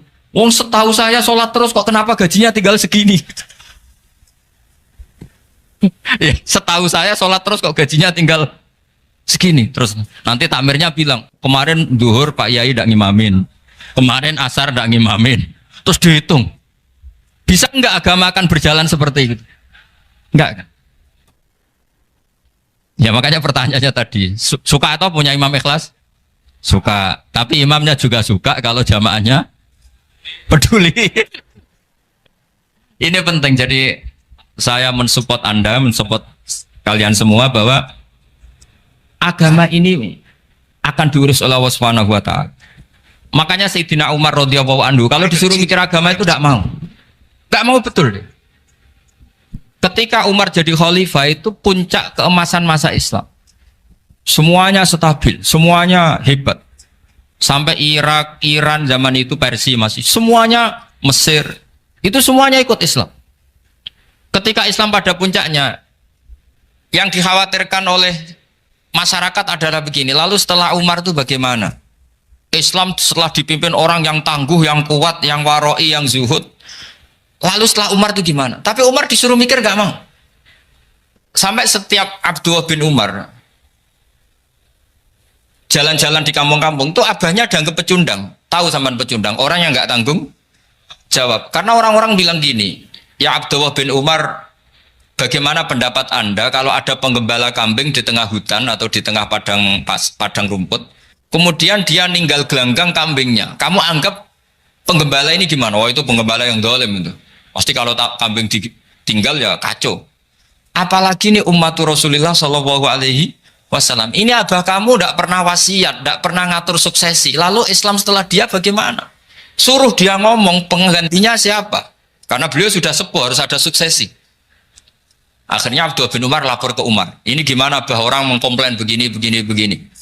Apa kata Umar? Agama itu beda dengan kambing katanya. Agama itu milik Allah Subhanahu. Mbok saya pikir, tidak saya pikir tetap jalan. Nah ini terbukti, jangan ulama ya ndak, mufti ya ndak, tapi bisa menjalankan agama. Kalau agama sampean pikir malah rusak, sudah pokoknya lakukan saja, tidak usah dipikir. Akhirnya betul. Karena agama ini milik Allah. Soal kita serius memikirkannya itu karena khidmah, karena kita ingin berbakti pada agama. Tapi Anda tidak boleh berpikir kalau agama ini butuh pemikiran Anda. Beda loh ya. Kita khidmah agama serius karena kita ingin mengkhidmai agama. Tapi agama ini tidak pernah butuh kita, karena agama ini akan diurus oleh Allah Subhanahu. Coba pas sampean kecil, orang jilbaban di Indonesia itu banyak apa banyak sekarang? Banyak sekarang. Kiainya mutu orang dulu apa mutu orang sekarang? Tapi perkembangan Islam itu ramai sekarang apa ramai dulu? Ramai sekarang. Islam menyebar di seluruh dunia itu zaman Wali Songo, zaman sampean keren mana? Keren sekarang. Kualitas solehnya sampean sama Wali Songo? Wali Songo. Ini betul. Karena agama ini diurus oleh Allah Subhanahu wa ta'ala. Maka kata Sayyidina Umar, agama ini innallaha ta'ala yakhfadhu dinah. Innallaha ta'ala la yudhi'u khilafatahu waladina. Allah itu tidak akan menyia-nyiakan agamanya. Ini terbukti. Agama ini pernah dipimpin orang terbaik di dunia, yaitu Rasulullah SAW. Ketika beliau intakola ila rafiqil ala, ketika beliau pindah ke alam sana, diteruskan oleh sahabat yang tentu jauh di bawah Rasulullah. Diteruskan tabi'in, diteruskan para wali songo, diteruskan sang sampean yang jauh di bawah wali songo, sejauh-jauhnya. Tapi agama jalan sampai Korea. Agama jalan sampai apa? Dulu wali songo itu hanya sampai Mojokerto, sampai Tulungagung. Di bawah sampean, Kelayaban sampai mana ini? Korea. Coba kalau Allah tidak ngurus, nggak bisa. Yang gerakkan hatinya sampean peduli sama masjid siapa? Allah Subhanahu wa ta'ala. Yang menggerakkan hati sampean peduli sama agama siapa? Allah. Tapi yang menggerakkan sampean ke Korea apa? Uang kan?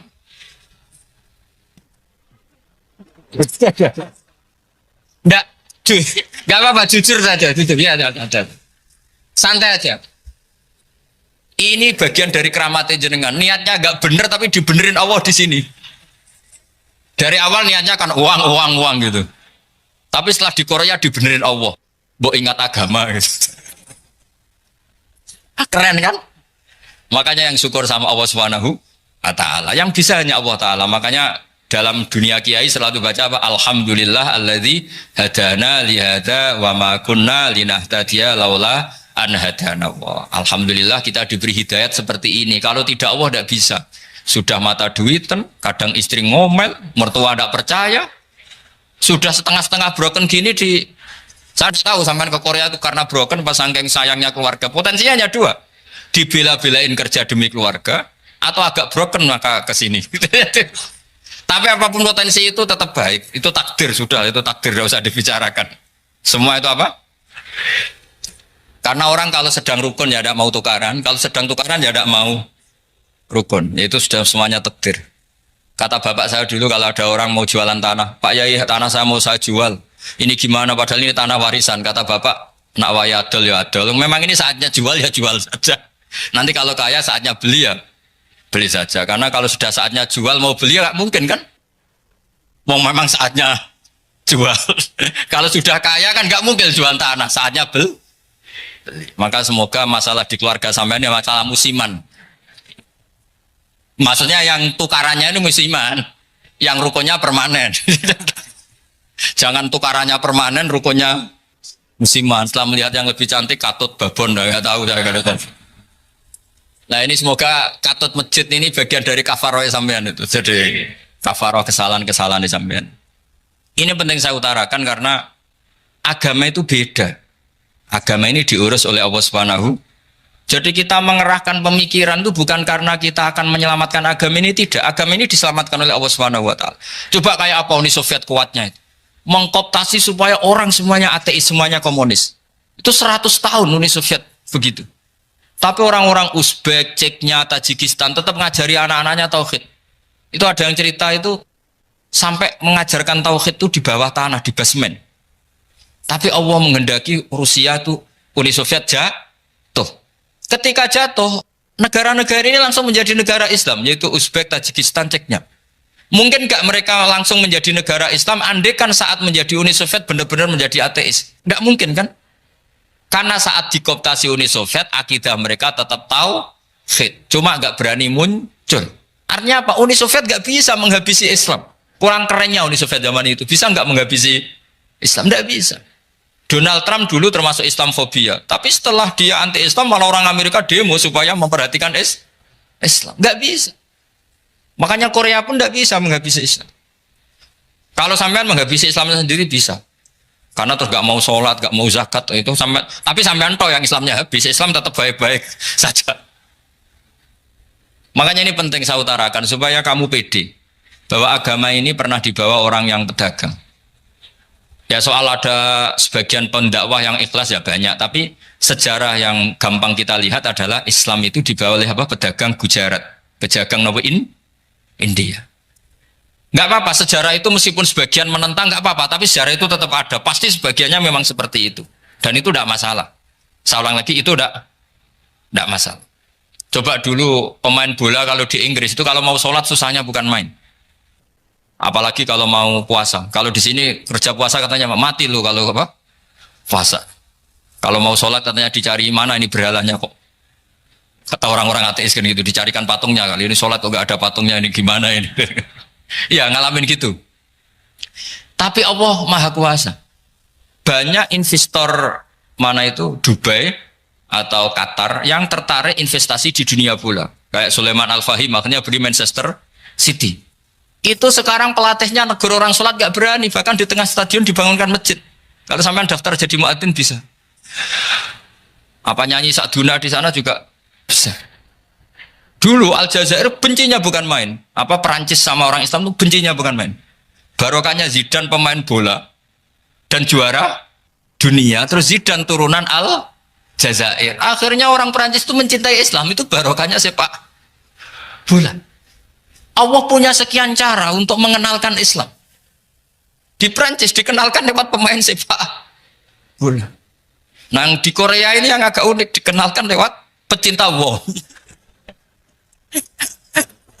Saya jamin ini tidak apa-apa, sudah tidak apa-apa, sudah aman. Jamin aman. Pokoknya alhamdulillahilladzi hadana lihada wa ma kunna linahtadiya laula an hadana.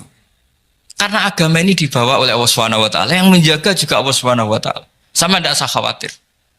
Kalau ada kelompok tertentu yang mengkhawatirkan Islam, sekarang Islam bahaya gini-gini, itu kurang roja, itu kurang optimis itu.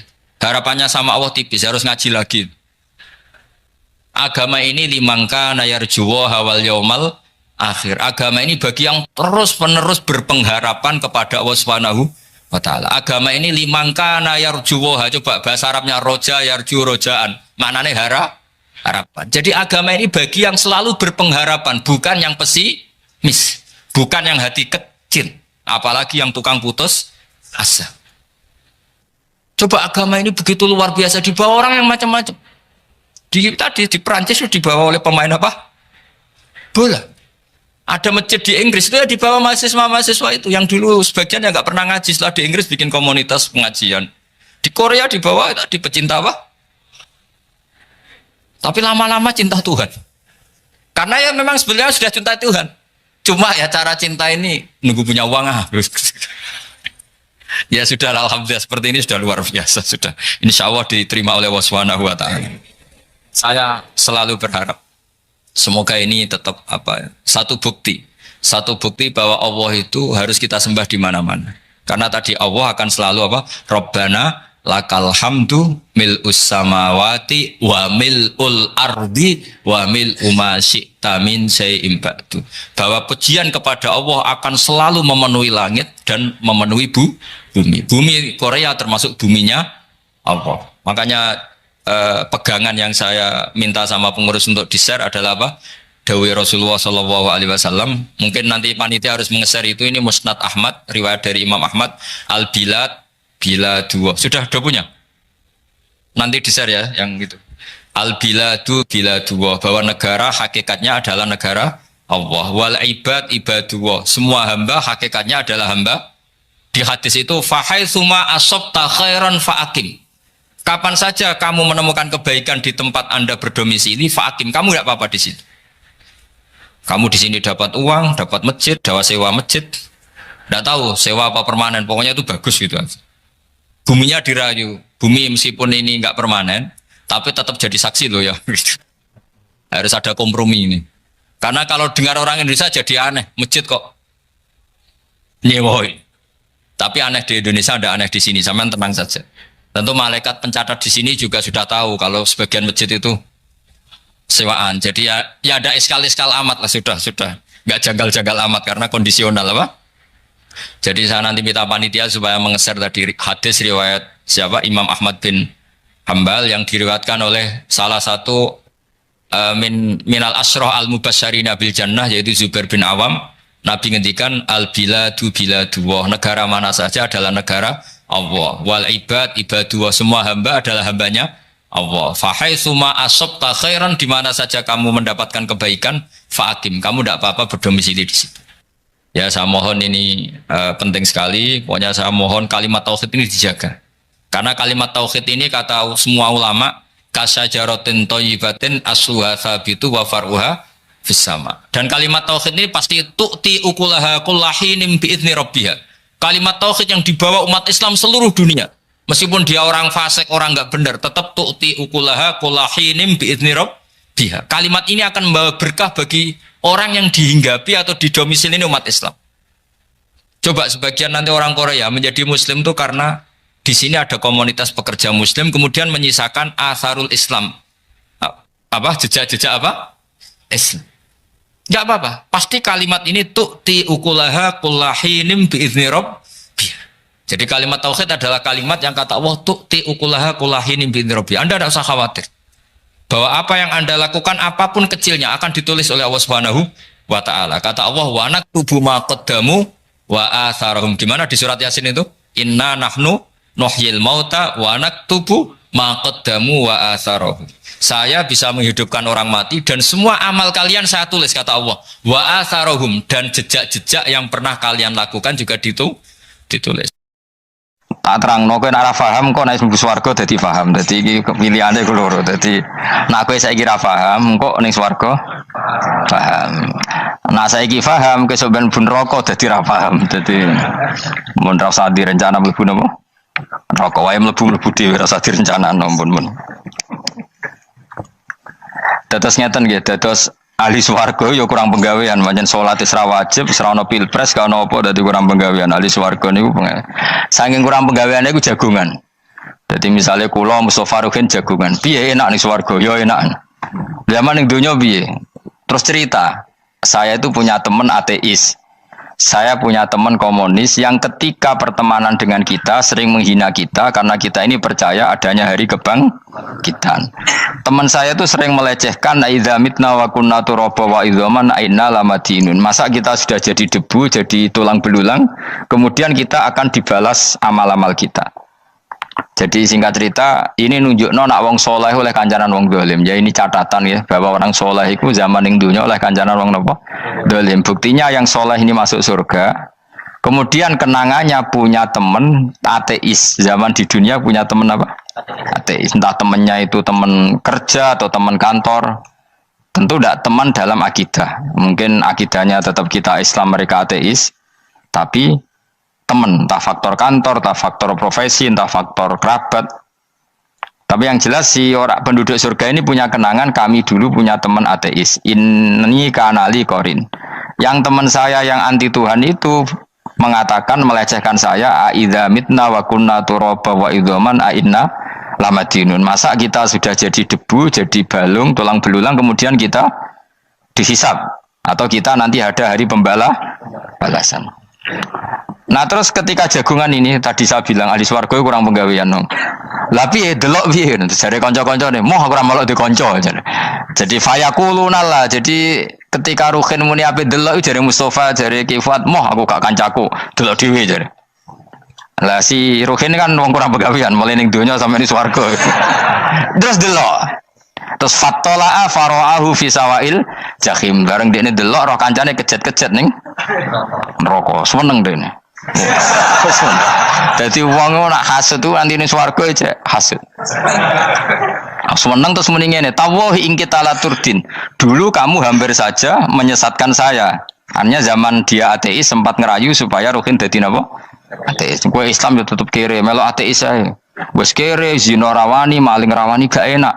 Soalnya sering dirayu-rayu gitu. Makanya bilang apa? Tawahi ing kita laturdin kamu zaman di dunia hampir saja menyesatkan saya. Walau la ni'matu rabbi lakuntu minal muhdharin. Kalau saja saya tidak diberi nikmat Allah, aku kelakuanku ya koyo kowe, akhirnya masuk neraka koyo kowe. Nah, terus ada soal taladzudin. Dia tanya tapi saking senenge. Afama nahnu banyitin. Coba lihat saya sekarang. Apa saya sekarang mati? Tidak kan, saya tidak mati kan. Cuma mati pertama saja, mati zaman di dunia. Sekarang saya hidup lagi. Artinya kamu yang dulu memungkiri ada kehidupan, dulu aku saiki tidak mati. Ternyata saya sekarang hidup dan dapat nikmatku yang rokok. Jadi aku nunjukno sunnah manusa iku ora puas nak ora ngalahno musuhe. Nganti ning swarga iku ora lega nah. Jadi manusa iku hasudnya itu terlembagakan sampai akhirat. Jadi wong-wong sing tahu dimaki-maki kubu sebelah, iku nak kubu sebelah mlebu neraka. Iku kowe ning swarga gak marem nak gak delok. Dadi hasud iku ya seru no. Jadi nak kula pun mboten, makome mboten nonton, kula mboten. Niku makome Ruhin barang dadi lori lho kan dinyak melarat, gendut, kriting mangkel. Kudu menangi sing ngenyak mlebu neraka. Aja sampe sing ngenyak kita mlebu swarga kene mlebu neraka. Wah. Gak puas ya no. Makanya gambarannya Quran itu manusia tetap manusia. Ketika orang kafir dengan segala kenikmatannya, misalnya mungkin Amerika, mungkin negara-negara yang sekarang kumo luhur dengan teori kapitalisnya, mungkin ngenyak Ethiopia, ngenyak Syria, ngenyak. Tapi apapun salahnya Syria, Ethiopia tetap iman, tetap swasta masuk surga. Meskipun ngurmat negara tidak pedes. Tapi yang ngurmat negara benar, tapi ngurmat iman tidak benar, bisa saja nanti masuk neraka. Itu makanya kita problem di dunia kan gitu. Makanya saya mohon, nah, umat Islam itu tidak perlu menjawab kritikan itu. Dari awal kita nanti enaknya itu di surga. Kali di dunia kita pasti salah. Ngelola negara raiso, banyak negara Islam sing carut, napa? Marut. Ngurus bojo raiso, banyak santri sing pegatan. Ngurus anak yo raiso, anak yo debu weling kok bapak. Kita ini kan ngurus yayasan yo raiso. Kan semua yang berbau Islam mesti carut. Marut. Karena ya apa ya, dari awal kita ini mah nggak serius ngurus dunia. Kok serius piye nyimpen duit wedi dosa ana hisab. Ape riba rentenir wedi dosa. Ape ngatur dunia nemen-nemen wedi dosa. Allahu al-mudabbir sing ngatur kok melo ngatur barang. Wah, akhirnya karena wedi dosa terus goblok. Sebagian goblok klasik, sebagian keterusan. Nah, sing repot sing keterusan sampai asli lah iku terus kombinasi napa? Jadi wong Islam itu ora kober serius mengurus dunia. Kadang punya pemimpin fasik lah ben kono bae-baean dunia. Jadi ribet wong Islam. Akhirnya kita ini dihina wa idza marru bihim yatakhamazun wa idza qalabu ila ahlihim qalabu fakihin wa idza ra'ahum qalu innaha ula inapa ladallun. Orang-orang kafir itu kalau melewati orang Islam pasti ngenyak. Urip nyatane ngono, ngelola negara enggak bisa, ngelola keluarga enggak bisa. Nah nanti kalau kita di surga itu kata Allah fal yaumal ladzina amanu minal kufari yadhakun. Nanti di surga orang-orang iman gantian menertawakan orang-orang kafir. Jadi itu menunjukkan bahwa kita tidak pernah puas sebelum dendam menertawakan. Jadi wis ning swarga cita-citane mukmin tetep fal yaumal ladzina amanu minal kufari yadhakun. Jadi kowe sok ben ning swarga ya Allah kasih saya fasilitas bisa melihat penduduk neraka. Terus dia neng teras-teras warga dipertontonkan orang kafir alal aroiki yang turun hal suwibal kufaru makanu ya falun. Delok saiki kowe mbek aku mulya ndi. Jadi dendam itu penting. Tapi sebenarnya ning swarga ning donya wis kalah wis nurut ae no. Dadi menteri yo nurut wis pokoke nurut ae wis barang donya pepen. Cuman arah bener ya dielingno iku ya bahaya ora bener. Tapi ora usah kerusuhan, biasa wae. Gremeng soalnya ben gak dadi udun no. Katanya memang gitu, orang emosi nak diempet tuh dadi udun, dadi wis satok gremeng. Tapi yang jelas Allah punya sunnah bahwa manusia itu tidak bisa puas sebelum melihat musuhnya kalah. Sehingga ahlul jannah yang notabene sudah penuh kenikmatan itu tetap dia enggak lego. Enggak lego kalau enggak tahu nasib orang yang dulu menghina dia. Makanya tadi Makanya ini peringatan bagi kita bahwa kita berteman orang tidak soleh di dunia itu boleh. Buktinya tadi ahli surga ketika Jagungan cerita saya punya teman ateis yang selalu mencibir saya, katanya nanti nggak ada hari kebangkitan. Lalu teman ateis saya sekarang di mana? Sekajak kancana ya dulu ya teman-temannya bilang fayakuluna laga. Tapi si teman ini tetap ingin melihat. Selesai lihat ternyata itu di neraka. Terus melakukan dialek tadi. Apa yang kamu katakan salah. Kamu mengatakan setelah mati akhir urusan salah. Ternyata saya sekarang tidak mati. Afama nahnu bimai yitin illa mutatanabura. Jadi saya mohon sekali teman-teman yang hafal Quran itu harus hafal sampai seperti saya ini. Sehingga tahu duduk perkara ini Quran itu kayak apa. Moco Quran tok ibadah wis suwe nang maca Quran ibadah. Tapi ndak paham wong khawarit sing tukang mateni wong ya hafal Quran. Itu gara-gara ra paham akhirnya kewaco. Nah kandhani ku angel. Sing kandhani kudu aku. Nah sing kandhani Mustafa padu merapal kan. Sing kandhani kudu aku. Mbok yo wong ku mikir to. Apa gunane misalnya ki hafal Pancasila. Tapi ra iso nglakoni napa? Pancasila. Ngapal tok keadilan sosial bagi seluruh pejabat. Antok ngomong ngono jelas dibangun bagi seluruh rakyat Indonesia aja boleh. Quran juga gitu. Kita ini manusia punya watak dendam. Tapi dendam ini dikelola oleh Islam. Dendamnya mending swarga. Ning donya ben ning donya mau sedilu. Tenan betul. Orang-orang mukmin itu sampai belum lega kalau belum ketemu orang yang pernah mencibir. Itu tadi qala qailum minhum inni kanali qarin, saya punya teman yang ketika di dunia selalu mencibir saya inna kalaminal musaddiqina idza mitta wa kunna turaba wa idzaman aina lamadun. Teman saya itu selalu mencibir, masa kamu percaya hari kebangkitan? Kita nanti kan sudah jadi tanah, jadi tulang belulang, masa bangun lagi? Yang benar saja kamu. Nah, orang-orang yang mencibir ini kan sakit, orang dicibir itu kan nah sakitnya itu terbawa sampai surga. Tapi nek mlebu neraka ora kok berdendam melane. Dadi dendam iku anane ning swarga, nek ning neraka ora kok berdendam. Dianjuti malaikat oleh dendam piye. Tapi bareng ning swarga happy-happy iku piye? Kancamu dhisik sapa wae. Ora kanca partai maksudnya kanca gitu. Ya dadi sok nek ning swarga musa-musamu delok. Jebule swargane sak dhuwurmu. Karena jogeman musuh ya aku demen isin gue sebenarnya. Dia musuh jebule swargane. Dia musuhku, semuanya aku betul. Terjadi kancamu teko, aku neng dhuwurmu. Ya jarak takut. Repot deh. Jadi terus kedua, peringatan dari Quran. Allah itu saking kudrohnya itu senengane gawe fitnah. Fitnah itu suatu yang enggak masuk akal. Jadi wong kafir utawa wong Islam piyambak iku kon iman sesuatu yang paradok. Iku kon ngimani ning neraka iku ana wit. Lah neraka iku panase ngono, ana wit. Mulane jare wong kafir Muhammad tambah suwe tambah ra waras. Mergo wong neraka iku makan sajaratus zakum. Mulane wong kafir tambah guyu Muhammad itu gak waras. Jarene neraka banget panase, tapi di saat yang sama ngomong wit iso tumbuh. Mestinya neraka itu kan enggak ada pohon. Mulane Allah nanti ngendikan wa ma ja'alna ru'yallati arainaka illa fitnatal linnas wasyajaratal mal'unata fil Qur'an. Jadi satu orang itu diuji disuruh ngimani Isra Mi'raj. Nabi yang tetap posisinya di Mekah diberitakan oleh Quran bahwa Nabi telah menembus langit Sabtu dalam lahdoh satu malam. Wong kafir malah guyu-guyu. Terus kedua ada pohon yang tumbuh di neraka. Mulane dawuh pangeran seperti wa ma ja'alna ru'yallati arainaka illa fitnatal linnas wasyajaratal mal'unata fil Quran. Jadi diuji. Yes ngono dunya kaya wong Islam sakniki niku.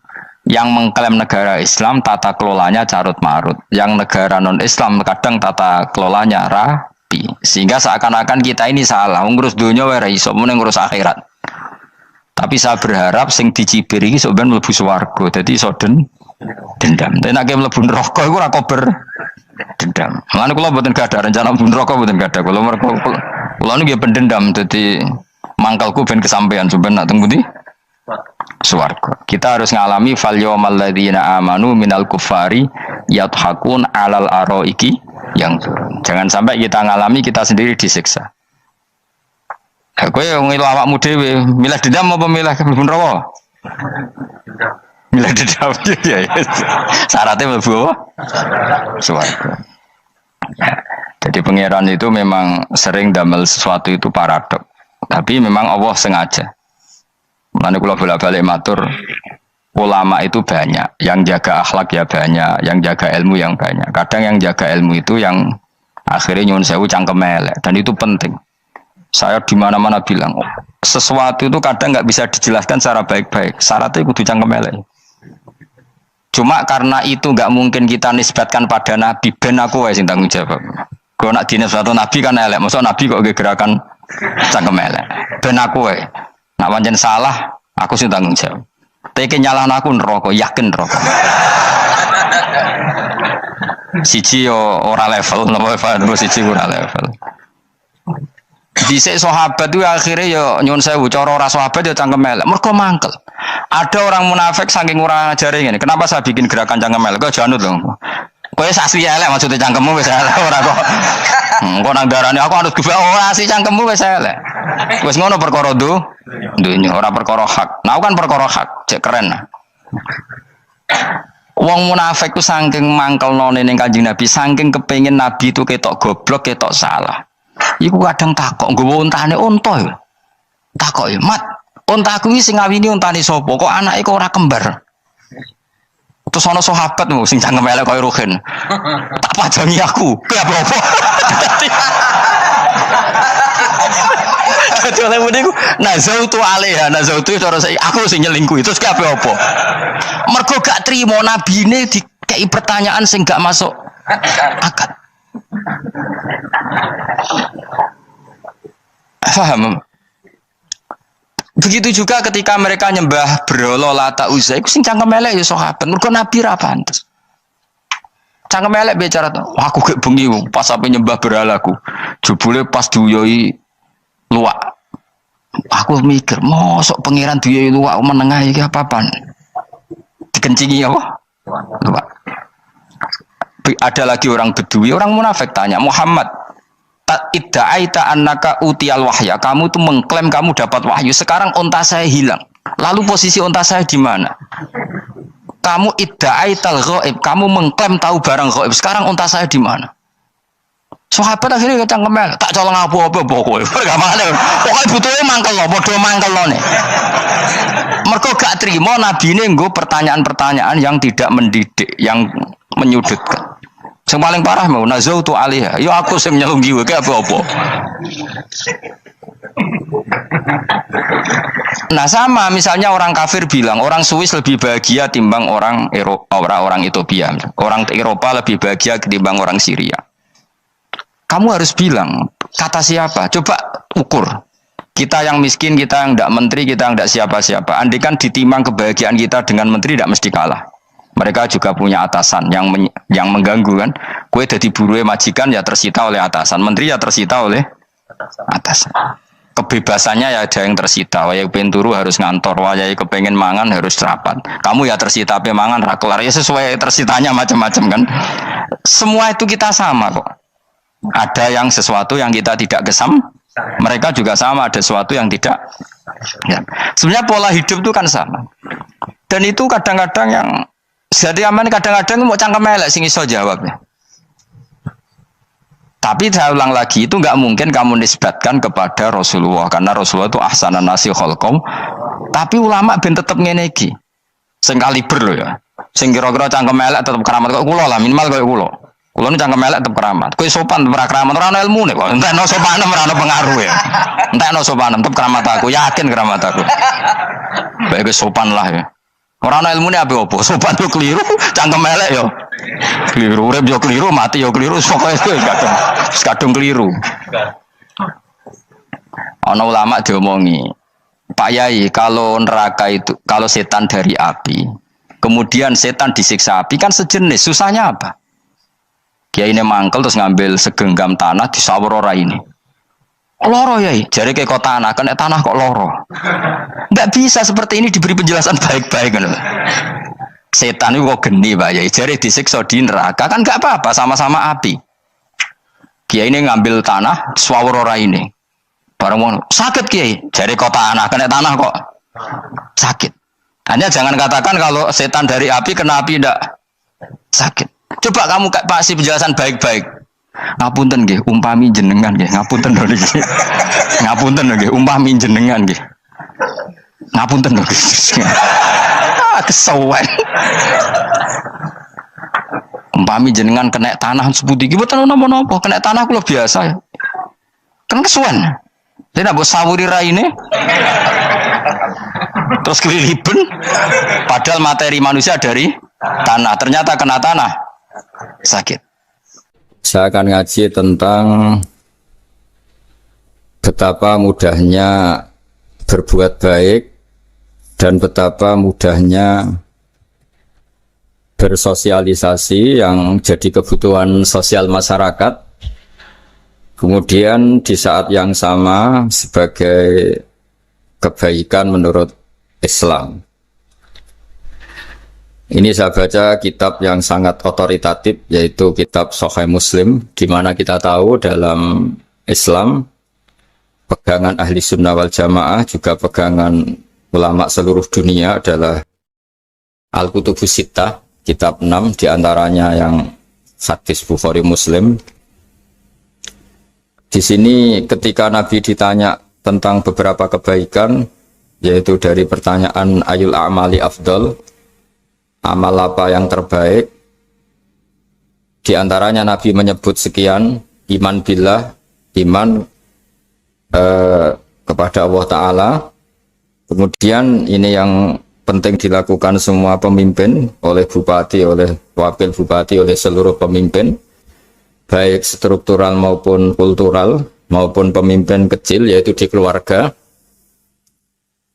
Yaitu Nabi ngendikan di antara misi Islam adalah memperdekakan budak. Kemudian ada yang lagi tanya lagi, fa'illam af'al. Lalu dari sekian kebaikan yang butuh biaya itu saya tidak mampu melakukan ya Rasulullah. Kalau nyumbang masjid saya tidak mampu. Kalau berbuat bikin fasilitas umum saya tidak mampu. Ada yang sekian pertanyaan dari sahabat, kalau misalnya kebaikan yang butuh biaya kami tidak mampu, termasuk di sini disebutkan kemampuan berhaji, kemampuan zakat, kemampuan sedekah. Kalau semua itu kami tidak mampu ya Rasulullah. Kata Nabi, tu'inu soni'an aw tasna'u li akhraq. Ini di Sahih Muslim di bab iman dengan judul Babu Bayani Kaunil Iman Billah Afdalal A'mal. Kalau saya tidak mampu semua melakukan itu ya Rasulullah, yaitu melakukan kebaikan yang butuh biaya. Kayak bangun masjid, bangun jalan, bangun fasilitas-fasilitas publik. Tu'inu soni'an aw tasna'u li akhraq. Tu'inu nulungi sira soni'an ing wong sing ahli sun'ah, ahli kreatif atau ahli, kalau orang sekarang itu bilang dia pekerja. Dia pekerja rumahan atau production house atau apa saja.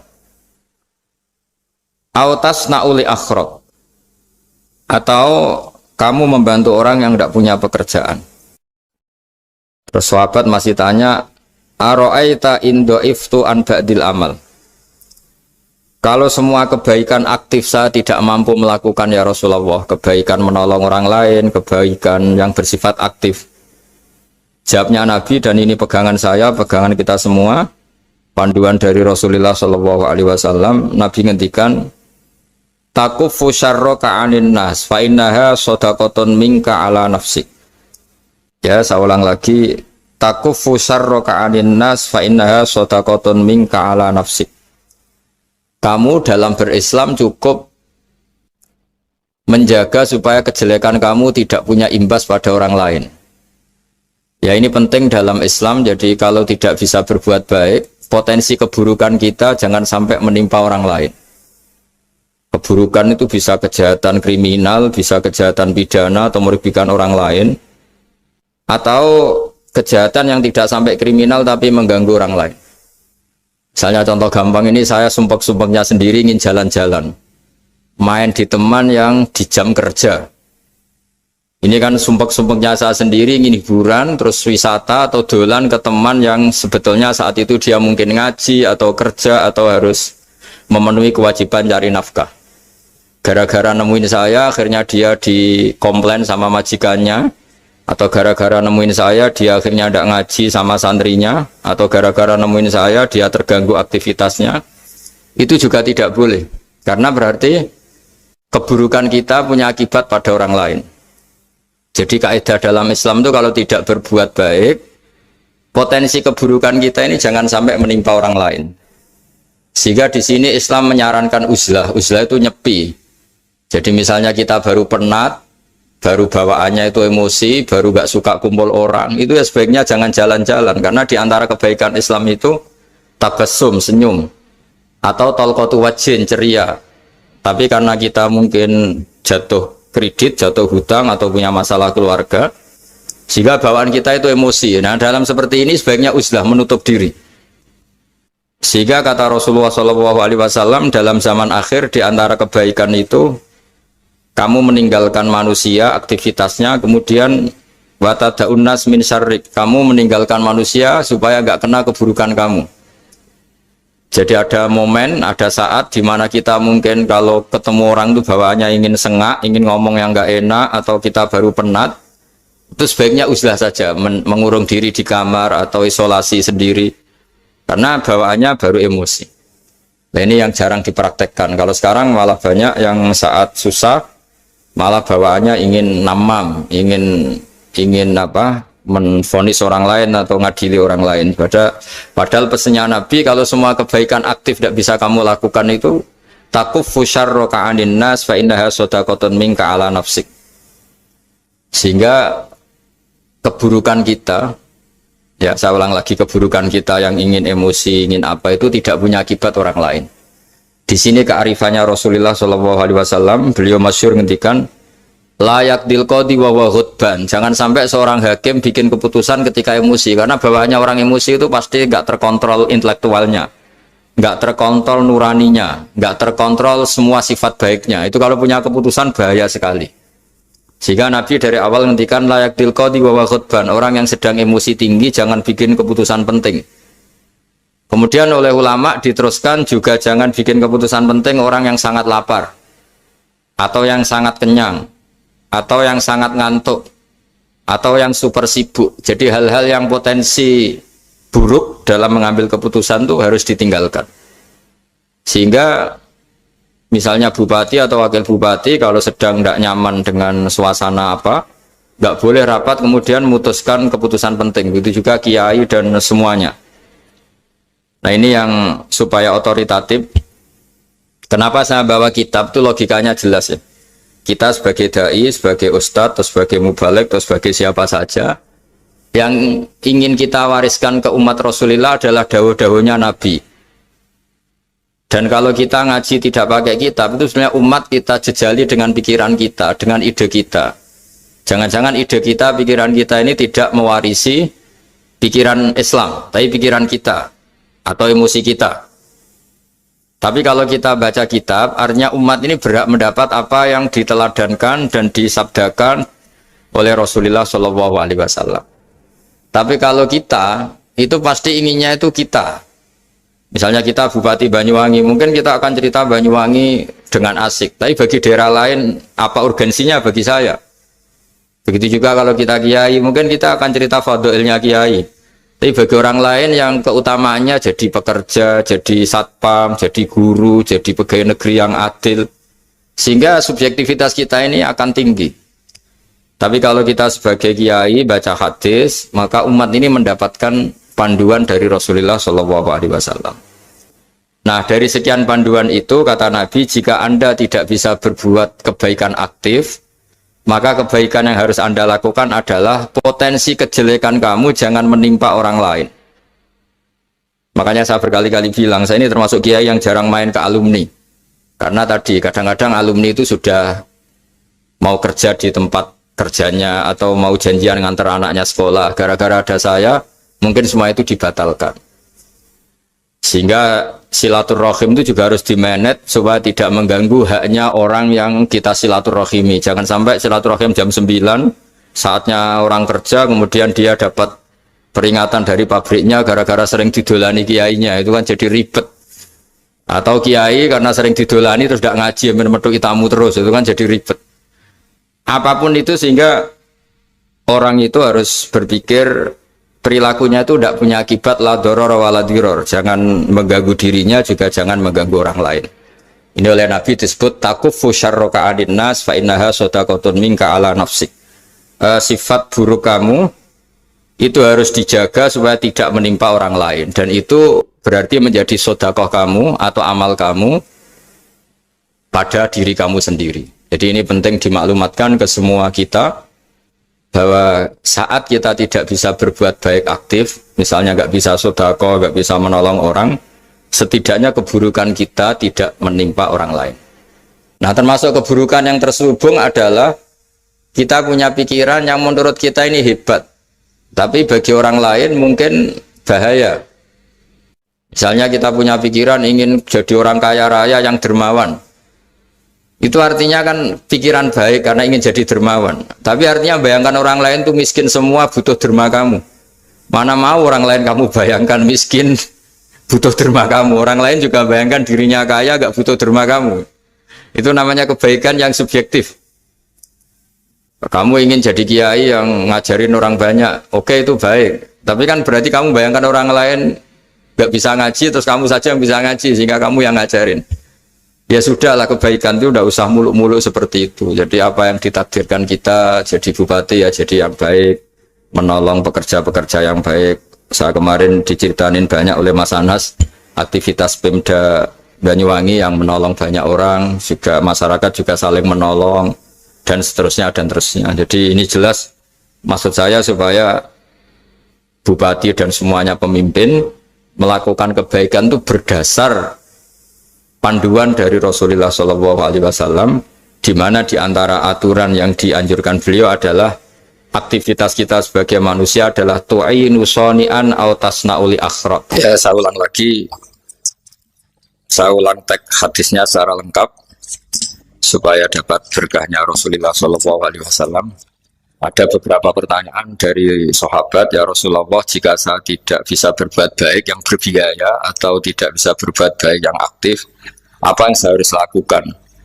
Nabi ngendikan tu'inu shani'an aw tasna'u li asra. Kamu membantu orang yang bekerja atau kreatif, orang-orang yang kreatif atau pekerja apa saja kamu bantu, dan bantu orang yang tidak punya pekerjaan. Terus ditanya lagi, qultu ya Rasulullah ara'aita in dha'iftu an ba'dil amal. Bagaimana kalau itu pun saya tidak bisa ya Rasulullah? Terus Nabi ngendikan tafufu syarraka anin nas fa innaha shadaqatun minka ala nafsik. Yang penting keburukan kamu tidak menimpa ke orang lain, dan itu bagian dari sedekah kamu. Nah, perlu saya ingatkan ke semua kita lah. Makanya pentingnya membaca umat Islam dengan ilmu usul fikih. Saya berkali-kali bilang, jika ada seseorang tidur, itu jangan kamu baca sebagai tidur yang meninggalkan tahajud, meninggalkan sholat qiyamul lail, meninggalkan wiridan di malam hari. Tapi juga bacalah saat itu dia tidak dugem, tidak maksiat, tidak narkoba. Sehingga barokahnya ilmu itu ada respek pada umat Islam yang tidur. Karena tidur itu juga ada fungsi meninggalkan sekian maksiat, sekian kriminalitas. Tapi kalau kita kulino tidak baca dengan ilmu, maka melihat orang tidur itu ya kayak meninggalkan tahajud, meninggalkan wiridan, meninggalkan qiyamul lail. Sehingga bawaannya kita ini akan kurang respek. Tapi kalau kita membacanya dengan ilmu, orang yang tidur di malam hari, maksudnya ya sudah sholat isya, itu ada sekian potensi maksiat yang dia tinggalkan. Dia tidak ngerasani orang, tidak adu-adu orang di medsos, dia tidak dugem, tidak meninggalkan. Pokoknya ada sekian kebaikan dalam saat tidur itu. Ini barokahnya ilmu. Tanpa ilmu kita tidak bisa respect seperti ini. Karena bawaannya akan, oh ini malam-malam tidak tahajud, tidak wiridan, tidak apa. Tapi kalau kita dengan ilmu, itu akan membaca dengan tidur, artinya orang tidak maksiat, tidak dugem, tidak ngerasanin orang, tidak ngata-ngatain orang. Nah di sini Sadaqallahul Azim ketika ngendikan wa min ayatihi manamukum billaili wan nahar. Termasuk ayat Allah itu orang tidur. Maksudnya tidur yang dengan dimaknai positif tadi, bisa istirahat, bisa meninggalkan maksiat, bisa apa-apa. Nah ini di sini hebatnya Rasulullah SAW ketika beliau memandu kebaikan. Di antara kebaikan itu apa? Takufu syarroka anin nas fa innaha sodaqatun minka ala nafsik. Kamu, potensi buruk kamu atau keburukan kamu jangan sampai menimpa pada manusia, pada orang lain. Dan itu bagian dari sedekah kamu. Ya, saya mohon maaf sama Bu Bupati, sama semua Pemda, sama Wakil Bupati karena saya tidak bisa lama-lama. Saya punya wadifah. Tadi ini pun sudah ngurting ngaji saya karena saya harus ikut ngaji di sini. Dan mari sama-sama berdoa. Al-Fatihah. Jadi status kehambaan ini kita mantapkan dulu. Jangan ada status lain kita di depan Allah kecuali status kehambaan. Saya punya analogi dan itu saya ulang-ulang karena di antara ciri Quran itu mengulang-ulang sesuatu yang harus jadi pegangan. Saya ulang lagi, di antara ciri Quran itu mengulang-ulang sesuatu yang jadi pegangan. Jika kita belajar ilmu fisika atau ilmu apa saja, maka kita akan bicara materi sesuai statusnya. Jadi kita harus latihan untuk iman kepada Allah. Saya tanpa mengurangi rasa hormat, saya memberi contoh begini ya. Ini jam, materinya dari besi. Ini kertas, materinya ya kertas. Tentu secara fisik, orang akan bilang jam ini lebih kuat timbang kertas. Dan itu pasti dibenarkan dari segi materi. Tapi kalau Anda beragama dan Anda tahu bahwa pengendali alam raya ini Allah Ta'ala, maka kamu akan bilang, terserah Gus Baha. Gitu. Bisa saja jam ini saya punya niat saya hancurkan, kertas yang lemah ini saya simpan. Sehingga jam tangan ini 5 menit lagi saya hancurkan sehingga benar-benar rusak. Sementara kertas ini saya simpan sampai bertahun-tahun awet. Nah, kira-kira seperti itulah ilmu manusia. Sesuatu yang kita sangka kuat, ternyata Allah punya rencana menghancurkan itu. Dan yang kita sangka lemah, ternyata Allah punya rencana untuk mengabadikan itu. Nah, di sini pentingnya iman, lahu maqalidus samawati wal ardh. Hanya Allah yang mengendalikan semua. Jadi jangan mentang-mentang kita punya ilmu bahwa materi besi itu lebih kuat timbang kertas, terus kita pastikan bahwa besi lebih awet ketimbang kertas. Kita sisakan satu keyakinan, terserah Allah, terserah pengendalinya. Nah itu agama, bilang terserah pengendalinya itu agama. Ya mungkin tadi aja problem sinyal, saya ulang lagi. Ibarat saya ini megang jam tangan, yang materinya dari besi. Ini kertas yang materinya lemah. Tentu kita akan bilang bahwa jam atau besi lebih kuat ketimbang apa? Kertas. Tapi Anda salah. Anda harusnya ngomong bahwa terserah pengendalinya. Bisa saja saya punya rencana menghancurkan besi ini sehingga 5 menit lagi hancur. Dan saya ingin mengabadikan kertas ini saya simpan di tempat yang aman. Nah kira-kira agama itu bukan anti ilmu, sehingga agama boleh kamu mengatakan besi ini lebih kuat ketimbang kertas. Tapi harus kamu tambahi dari segi materi. Tapi kalau dari segi pengendalinya, maka kita jawab terserah Allah Subhanahu wa Ta'ala. Nah ini di sini pentingnya beragama. Jadi meskipun Mars itu kayak apa kuatnya, bumi, gunung kayak apa kuatnya. Ternyata gunung yang kita kira kuat, ternyata nyimpan magma yang potensi meledak. Yang gunung kecil, yang kelihatan dari pasir kecil yang tidak berdaya, ternyata nggak nyimpan magma, jadi nggak direncanakan untuk diledakkan. Itu, nah, agama itu seperti itu, yang disebut di surat Yasin, misalnya Allah itu siapa? Biyadihi malakutu kulli, yang dalam kendalinya itu semuanya di alam raya ini. Sehingga di kehidupan nyata juga sama. Ada orang yang nekuni ilmu ekonomi, tapi miskinnya Masya Allah. Ada yang gobloknya Masya Allah tapi kaya. Ada kiai yang punya doa banyak, hidupnya biasa. Yang nggak punya doa kaya. Itu saya pernah baca di sebuah hadis qudsi. Ada riwayat begini. Nabi Musa ketemu Allah ditanya. Limadha kata Allah, kenapa saya memberi rezeki orang yang bodoh? Semak itu orang yang bodoh sekali. Kadang tak ciptakan dia jadi orang kaya. Dan yang pintar ekonomi kadang tak ciptakan jadi orang miskin. si Nabi ini tanya, kenapa ya Allah? Supaya dia tahu yang mengendalikan rezeki itu saya, bukan ilmunya dia katanya. Jadi banyak orang, misalnya kita yang pinter, dipekerjakan orang yang nggak pinter, yang punya pabrik tidak pinter, mengerjakan orang yang pinter. Jadi ya kira-kira agama itu seperti itu. Sehingga dalam kita beragama itu yang paling ditekankan itu tawadhu. Tawadhu itu merasa sopan atau memang sopan betul. Kalau dalam Ihya disebut, sekiranya Anda tidak bisa tawadhu secara rasa, tawadhulah secara ilmu. Saya ulang lagi ya, sekiranya Anda tidak bisa tawadhu secara rasa, tawadhulah secara apa? Ilmu. Karena ilmu itu akan abadi. Saya beri contoh begini, saya ini kan misalnya kiai di kampung saya atau di kecamatan saya. Saya mungkin bisa merasa hebat karena saya tokoh di sini. Tapi pastikan sebelum ada saya yang bernama Baha ini, agama sudah jalan. Dan di daerah lain yang nggak kenal saya juga agama sudah jalan. Betapa tidak pentingnya saya di kawasan-kawasan yang nggak butuh saya, atau di era yang sebelum ada saya. Nah dengan ilmu seperti itu orang pasti tawadhu, karena dia tahu daerah yang nggak ada saya ternyata ya ada masjid, ada agama. Periode yang sebelum ada saya juga agama jalan. Sehingga kita tidak kumo luhur, wah kalau nggak ada saya agama nggak jalan. Zaman Wali Songo tidak ada saya agama ya jalan. Ekonomi juga gitu.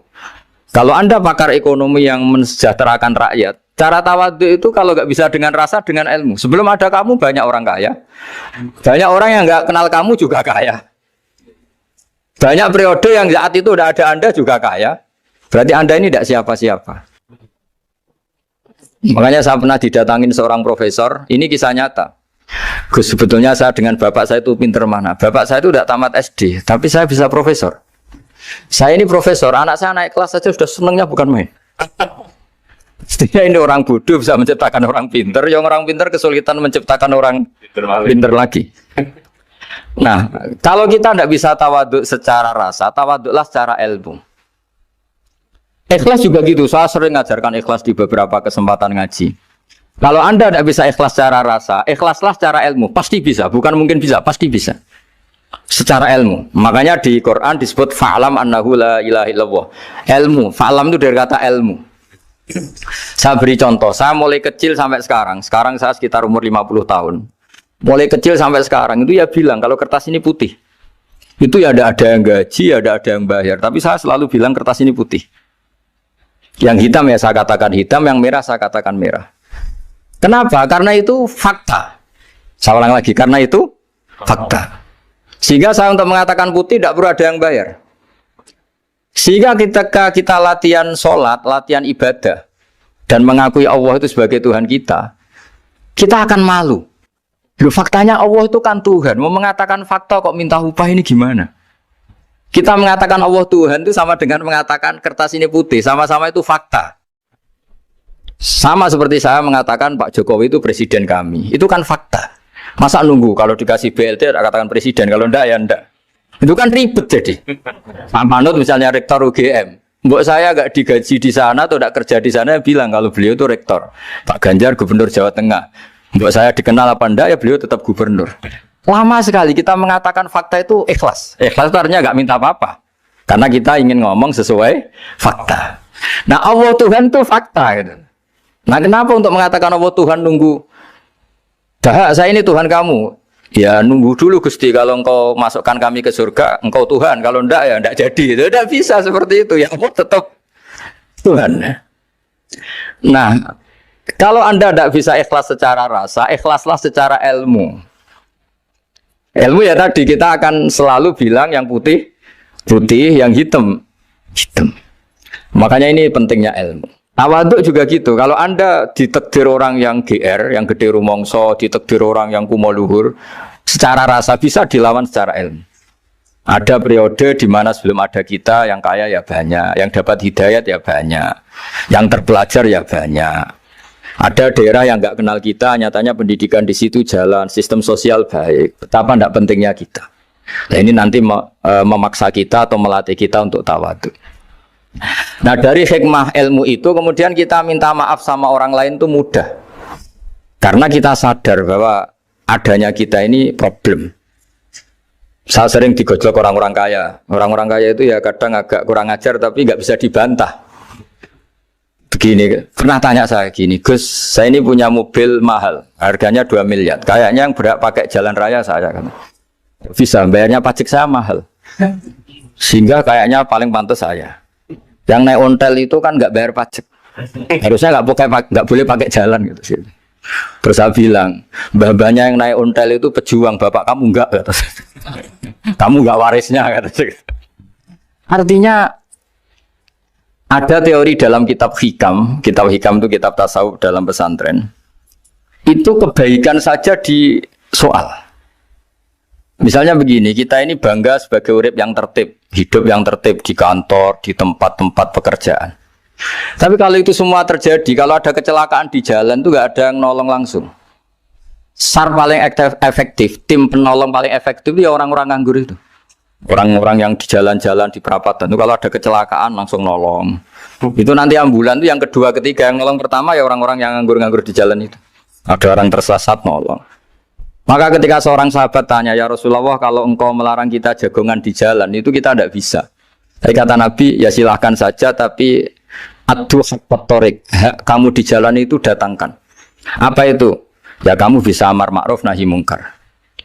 Coba kalau di terminal, di tempat publik banyak orang yang soleh, itu nanti copet ya sungkan. Yang mau jambret ya sungkan, karena yang di situ orang-orang soleh. Nanti yang nggak sholat juga sungkan, karena yang di situ banyak yang sholat. Jadi kenyamanan orang pergi jauh di tempat-tempat sepi itu ya barokahnya orang-orang nganggur terus ngaji, wah nengkono masih rame, ada orang yang di perapatan, di pertigaan. Bayangkan kalau ini orang-orang soleh, pasti itu nyaman. Karena wilayah publik dihuni orang-orang yang soleh. Tapi orang pasti bilang itu nggak tertib. Kita inginnya hidup ya tertib di kantor atau yang suka di masjid, di masjid. Tapi kalau itu terjadi, itu nggak ada tim SAR gratis yang setiap saat kalau ada orang kecelakaan nolong. Makanya dalam makalah hikam itu paling masyhur diantaranya itu manusia itu siapa? Manusia itu mangkanat mahasinuhu masawiyah, fakih falatakun masawihi masawiyah. Manusia itu orang yang saat baik saja ada salahnya, apalagi masalah. Jadi kalau kamu punya toko lagi laris dan saat laris itu Anda ngerumat keluarga Anda melakukan kebaikan pada keluarga Anda, pasti ada toko lain yang termahjubkan, yang tersingkirkan. Makanya saya pernah diskusi sama kiai besar, guyonan sama saya. Kita kalau kiai besar sebaiknya kalau diundang di musola kecil datang apa enggak? Kata kiai yang satu, jangan datang Gus, itu jatahnya kiai kecil. Terus kata yang satu, datang Gus sebagai bukti tawaduk bahwa kita kiai besar pun mau diundang yang kecil. Akhirnya kita ini ya kadang datang kadang enggak, karena kadang kita enggak datang supaya jatah rezeki kiai kecil enggak terambil. Kadang ya mau datang supaya dikira tawaduk. Makanya kalau seorang profesor sering turba di bawah itu ya kasihan yang S1, SPDI itu kan nanti nggak jadi bintang kalau profesornya sering turun. Kalah terus itu. Jadi kadang-kadang itu orang itu harus berpikir secara ilmu, jangan rasa terus. Jadi itu ilmu. Jadi semua yang kebaikan yang kita lakukan itu secara ilmiah bisa diperdebatkan. Ada orang senang ngomong serius supaya bangsa ini maju. Tapi bapak saya itu pesan saya, kamu kalau ngiyai itu jangan sering ngomong serius kan. Masyarakat sudah capek mikir utang, mikir keluarga. Begitu sowan kiai dijak ngomong serius lagi nanti capek kan. Sehingga kiai-kiai dulu itu kalau ketemu orang ya guyon terus. Karena tahu masyarakat sudah capek. Sudah banyak yang takut tanggal kredit gitu. Sudah takut tanggal kredit, takut problem sowan kiai diancam neraka lagi, itu kan ketakutan berkali-kali. Jadi makanya ini kan kebaikan itu dievaluasi karena kita tidak nabi, tidak wali. Jadi kalau kata hikam itu apa yang Anda kira baik itu ada masalah, apalagi sedang masalah. Saya sering cerita ada orang suami istri harmonis sekali. Itu tanyakan ibunya, pasti mulai gak peduli dengan ibunya karena terlalu harmonis dengan istri. Tapi itu pasti bukan mungkin lagi. Jadi jangan tanya istrinya, tanya ibunya. Oh, jok nikah lupa saya. Ngalor ngidul sama istrinya. Tanyakan temannya. Wah, itu jok nikah lupa temennya. Tapi yang baik sama teman, tanyakan istrinya. Jatah belanja untuk ngopi. Begitu terus itu. Jadi siklus sosial itu Nah, di sini pentingnya saling minta maaf karena dalam kebaikan kita pasti ada kesalahan. Ketika karir kita baik di pemerintahan maupun di kampus, pasti dengan sendirinya ada yang agak tersingkirkan. Meskipun itu sudah hukum alam, tapi apapun itu kita harus minta maaf.